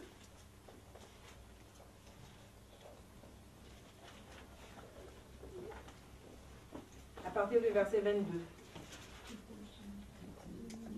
2 Timothée 2, à partir du verset 22 à 24. Pourquoi ces deux versets? Parce que souvent, ce sont ces choses-là qui font que on va perdre pied dans le mariage. On va trouver, on va se friter, pour parler couramment, en langage courant, avec son conjoint. Donc la Bible nous dit, fuis les passions de la jeunesse et recherche la justice, la foi, l'amour, la paix, avec ceux qui invoquent le Seigneur d'un cœur pur. Donc si les deux personnes se mettent à invoquer le Seigneur d'un cœur pur, le Seigneur va nous aider à bien marcher en couple. Il faut commencer par bien marcher en couple pour pouvoir voir que ça va marcher sur sa famille. Et sa famille, ce sont les enfants que Dieu donne. Donc déjà, il faut que le couple, ça produit la famille. Et la famille, c'est la base de la société. Donc pour que la famille marche bien, il faut déjà que le couple soit bien soudé. Et que le couple sache invoquer le Seigneur d'un cœur pur. Donc pas une personne, pas le mari seulement ou la femme seulement, mais les deux. Elle dit que fuis les passions de la jeunesse et recherche la justice, la foi, la paix avec ceux qui invoquent le Seigneur d'un cœur pur. On repousse les discussions folles et inutiles. Ça, on sait que les discussions folles et inutiles dans un couple, ça entraîne la colère, ça entraîne les querelles, ça entraîne la violence. Parce que des fois, la violence verbale, ça fait encore plus mal. Sachant qu'elles font naître des querelles. Or, il ne faut pas qu'un serviteur du Seigneur ait des querelles. Il doit au contraire être affable pour tous, donc pour sa femme ou pour son mari, propre à enseigner, doué de patience. La prière pour un couple, ça doit être comme pour Jésus, au quotidien. Souvent, le Seigneur Jésus, il travaillait la journée, il délivrait les gens, il guérissait les malades. Mais dans les coulisses, qu'est-ce qu'il faisait la nuit? Il passait ses nuits à prier. Les disciples ont tellement vu passer du temps dans la prière qu'un jour, ils lui ont dit, mais apprends-nous à prier. C'est comme si, quand il priait comme ça dans la nuit, son père le remplissait, lui donnait tout ce qu'il fallait, toute la provision, pour que le lendemain, il puisse aller prier pour les nécessiteux. Guérir les malades, les délivrer. Il y en avait qui avaient des légions de démons. Et Jésus faisait des choses merveilleuses. Et ça, il puisait sa force dans la prière. Et le couple doit pouvoir puiser sa force dans la prière. C'est très important. Parce que quand on ne prie pas, Satan, il vient et puis il s'établit. Alors que quand le couple prie, eh ben, Dieu fait sa demeure chez le couple. Quand les gens rentrent, ils disent « Waouh, il y a la paix ici. » Parce que le couple a su trouver sa place avec Dieu. La parole nous dit de demeurer en lui afin que lui demeure en nous. Parce que sans lui, nous ne pouvons rien faire. Si nous voulons porter du fruit dans le couple, il faut que nous puissions apprendre à prier au quotidien. C'est très très important pour le couple. S'il n'y a pas la prière, le couple se déchire. S'il n'y a pas la prière, même la façon de parler. On est des humains, on vit sur Terre. On est encore dans le monde. Il y a des jours, on va se réveiller. Souvent dans le monde, on dit tu te réveilles du pied gauche. Mais il y a des jours où tu te réveilles, tu n'es pas très bien. Je ne sais pas pourquoi. Tu n'es pas bien. Dans ton cœur, tu n'es pas bien, c'est un peu chamboulé. Ce jour-là, ton conjoint, il te parle, tu entends tous les petits détails qu'il te dit. L'intonation de sa voix, tu trouves qu'il te parle mal, tu trouves qu'il est agressif, tu trouves tout ça. Si tu ne pries pas, la querelle éclate. Ouais, mais t'es agressif. Oui, mais oui. Et le deuxième, il te dit, ouais, mais quand c'est toi qui parles comme ça, bon, ça fait des trucs. Finalement, on part fâché, On ne se réconcilie pas, on ne se demande pas pardon, le trou il est ouvert. La maison est ouverte, la porte est ouverte, le cadenas est claqué, le diable il entre. On lui a donné accès. Hein? On rentre le soir, on ne se dit pas bonsoir, on boude. On va se coucher, on boude. Bon, il y en a un qui dort comme ça, l'autre qui dort comme ça. Donc on fait deux. Et ça, alors qu'on est divisé dans le même lit. Hein? Ça peut durer des jours. Alors, quand tu pries, en fait, quand tu pries, c'est quand le Saint-Esprit te parle. Il dit, ouais, mais toi aussi, des fois, tu parles comme ça. Mais tu restes tranquille. Tu ne réponds même pas. Tu dis, bon, ah, Seigneur. Tu soupires. Mais lui, il ne sait même pas pourquoi tu as dit, ah, Seigneur, mais bon, toi, tu as soupiré. Hein? Et c'est comme ça. La prière, c'est vraiment, pour un couple, c'est comme, c'est une respiration spirituelle. Tu vois? Ça te permet de, même si l'autre te parle mal, mais bon, ça passe. C'est pas grave. C'est pour ça que quand tu me disais, mais finalement tu dis, je dis, mais ça sert à rien. Puisque quand tu pries, le Seigneur, il te fait comprendre que bon, c'est même pas la peine de répondre. C'est pas grave. Ou alors tu vas dire, oh, pardon. Et puis tu pars en riant, tu vois. Parce que tu as la paix. Mais quand tu ne pries pas, tu n'as pas la paix. Et là, Satan, il fait ce qu'il veut avec toi. Tu vois. Et c'est ça qui va faire la réussite du couple. Dans la prière, le Seigneur parle. Il te dit comment faire. Comment ne pas rentrer en conflit. Parce que les conflits, ils sont là, c'est comme s'ils sont suspendus sur notre tête. Les conflits, c'est abominable. Et une fois qu'on accepte que le conflit rentre, c'est comme si nos membres deviennent catcheurs. Et on a envie d'être méchant ou d'aller jusqu'au bout, comme si la chair a faim et qu'il faut lui donner à manger. C'est horrible. Ça, c'est des choses qu'on a connues lorsque nous étions dans le monde. Et maintenant qu'on est en Christ, le Seigneur nous a fait la grâce de nous sortir du monde. Il nous a arrachés de ce siècle mauvais. Il ne faut pas qu'on rentre dedans. Il ne faut pas que les autres chrétiens qui nous voient, qui nous envient, parce qu'ils nous voient toujours ensemble. Parce que, attention, il y a des couples où ils ne sont jamais ensemble, mais quand ils habitent dans un immeuble et qu'on est toujours ensemble, les gens disent, comment ça se fait, ils sont toujours ensemble là? Et après, ils se mettent à nous observer. Il ne faut pas que ces gens-là, après, ils puissent blasphémer le nom, la parole de Dieu. Si on a pris l'engagement, c'est un engagement. Personne ne nous a forcé à devenir chrétiens. Et si on veut voir la grâce de Dieu dans nos couples, il faut vraiment qu'on mette la prière en avant. Par la grâce du Seigneur, il va nous aider. Il ne va jamais nous laisser tomber. Tout à l'heure, on l'a lu. Je ne vous abandonnerai point et je ne vous délaisserai point. Alors, même si il y a des petits fritages dans notre couple, même s'il y a des petites incompréhensions, je crois que le Seigneur nous bénit et qu'on peut parler de ces petites incompréhensions sans vraiment se prendre la tête et se lancer à la figure des méchancetés, des mots qui tuent, des accusations, des choses pas belles. Il faut que de notre bouche sorte la douceur parce que nous avons des enfants qui nous regardent. C'est nous qui, même les enfants sont grands, mais ils voient quand même ils voient le changement. Il faut que les enfants voient le changement dans le couple. Même si avant, quand on vivait comme on voulait parce qu'on n'avait pas Christ, donc les enfants nous entendaient nous quereller et tout, maintenant que nous avons changé, ils doivent sentir ce changement. Ils doivent voir que cet amour, il est palpable, parce que c'est Christ qui nous donne cet amour. Ça ne vient pas de nous. Nous devons faire des efforts. Il faut qu'on mette ça en pratique. C'est une grâce parce qu'on ne méritait rien. Le Seigneur nous a fait cette grâce-là. Et c'est un don gratuit. Il a payé le prix pour nous. Et nous devons donner l'exemple aux autres. On doit pouvoir impacter les autres couples. Ils doivent avoir envie d'être comme nous. Prendre soin de notre famille, prendre soin de nos enfants. On doit voir qu'on a changé. Il ne faut pas qu'on nous retrouve dans les balancements de casseroles, de casser les verres et tout ça, non. Ça ne plaît pas au Seigneur. C'est pas pour rien qu'on arrive à avoir des petites réunions comme ça. On a besoin de grandir encore. On n'est pas arrivé.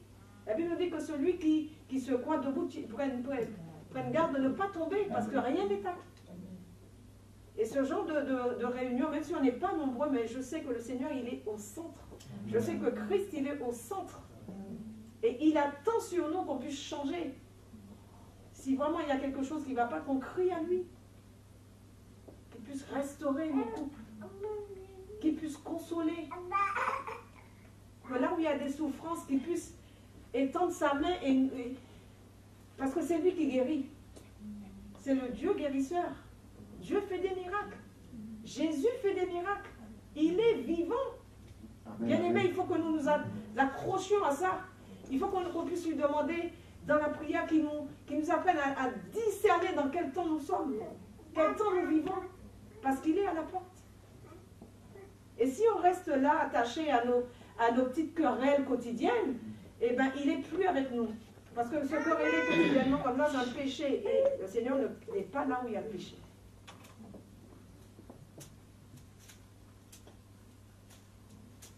Est-ce qu'on peut crier à...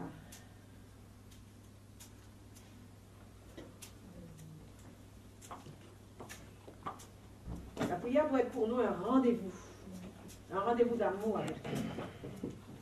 Et quand on a compris ça, ben, le Seigneur, c'est lui qui gère le couple. C'est pas difficile, parce qu'il a dit que si on l'aime, on marche comme il a marché. Si on obéit, eh bien, on marche comme il a marché. C'est ça qui est important. On n'est pas tout seul. Il ne nous a pas laissé orphelins. Amen.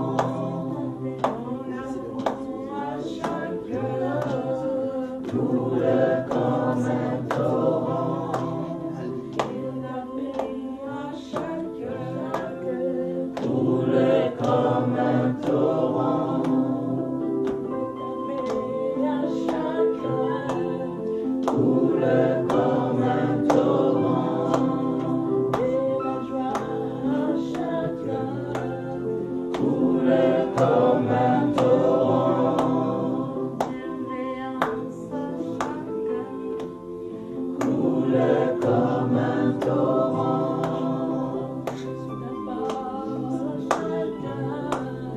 Coule comme un torrent. Et ton esprit dans chacun coule comme un torrent. Ta lumière à chacun coule comme un torrent. Et ta vie à chacun coule comme un torrent. À chacun coule comme un torrent. Alléluia. Bien aimé, comme c'est le dernier jour de cet enseignement, comme ça continue de même avec le réveil, je voulais quand même présenter quand même les couples qui sont ici présents. Amen. Et surtout, je voulais vous présenter aussi le couple Bernard et Arlene, qui viennent de très loin, puisqu'ils viennent de Pau, juste pour cette séance de didasco.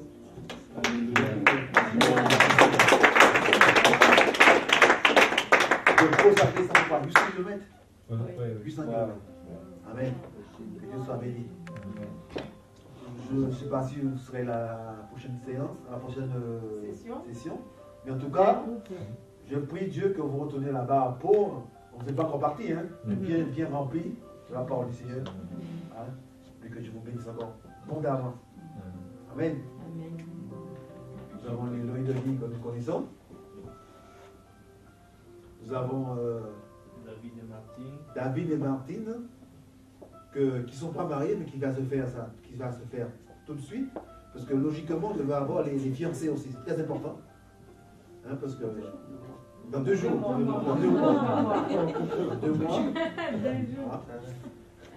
Alors, nous bénissons le Seigneur parce que nous l'avons vraiment tiré de très loin.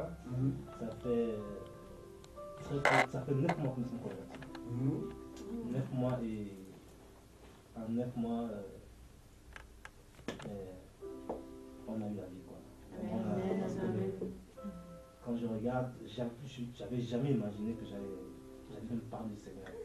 On m'a parlé de lui, j'ai chassé les gens, je leur ai raccroché au nez.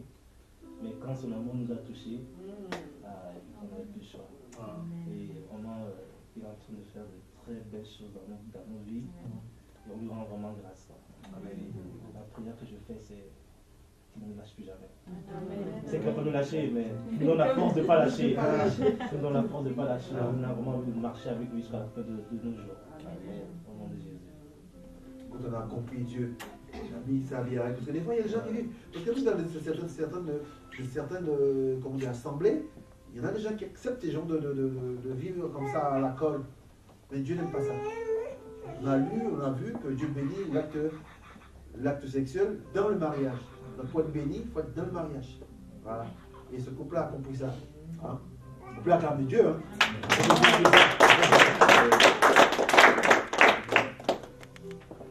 Amen. Nous avons Antonio et Grace, ici présents. On se connaît. Enfin, voilà, on connaît vos progénitures. Dieu bon, Dieu rassemble. Hein? Dieu rassemble.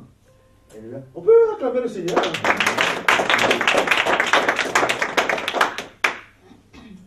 Je prends toujours mon petit papier parce que je vais partir de Francis et Sandrine.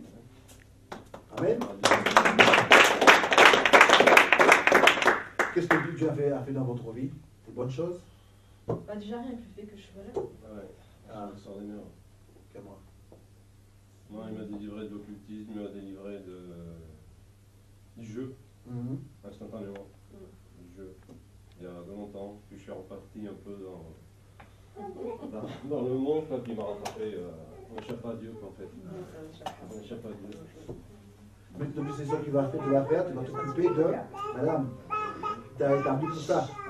Profite pas trop, mais. Je commence à dresser la liste. Et puis par rapport à la semaine qu'on a eue, en fait, Dieu a commencé déjà des choses avant que vous disiez tout seul. Le compte, c'est récent, hein, le compte commun. C'est un mois, même pas un mois, non? 3 semaines. Il y en a une seule en Béni Seigneur parce qu'on a été grandement bénis par les 4 jours. Où vraiment Dieu nous a parlé et c'est vrai que je pense on a commencé déjà à avoir du changement ces quelques jours, mais les jours à venir, ça va. Et à propos des finances, Amélie, Dieu m'a dit j'ai lui raconté certaines choses, quoi, qu'elle n'était pas au courant, quoi, qui sont 20 ans. Quoi. Voilà. Je vais tout dire, puis il y a une chose, je dis, oh, je lui dis pas ça. Tu lui dis. Tu dis tout, lui. Donc voilà, ça peut pas être secret, quoi. Non. À la lumière. Ben, le couple devient une fois marié, ça devient un genre de cercle secret. Ni les amis, ni les connaissances, même les parents n'ont pas de pénétrer dans le cercle familial, dans le cercle de vie. Non. Ils n'ont pas le droit de pénétrer une fois mariés. Fiancé, on peut effectivement, mais une fois marié, ça devient un truc secret. Amen. C'est des familles, quoi, les familles surtout non converties. Quoi. On peut poser cette question. Ça, c'est le travail du Seigneur.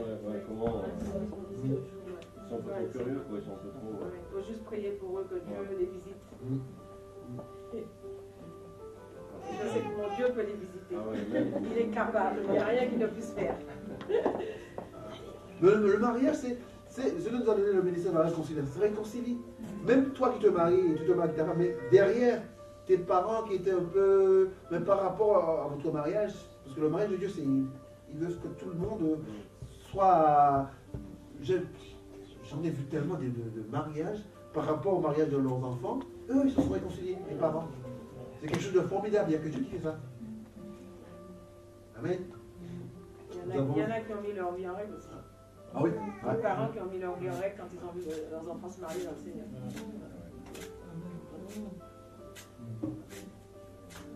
Nous avons Charles et Jacqueline qui ne ratent pas une célébration. C'est formidable. Et notre caméraman. Et puis notre caméraman, et jeune marié. Il filme, il travaille. Il met au travail, il met. Il est marié depuis le mois de décembre.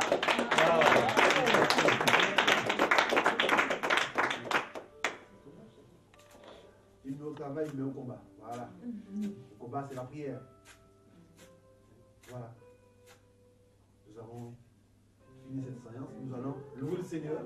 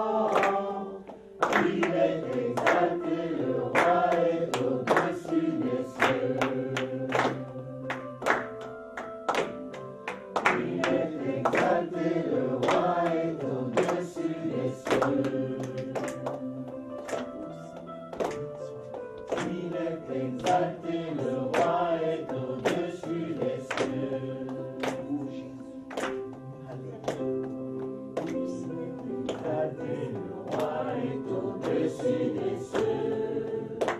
Je veux le louer, il est exalté à jamais, exalté Dieu. Je loue son saint nom. Il est Seigneur, sa vérité règnera. Nous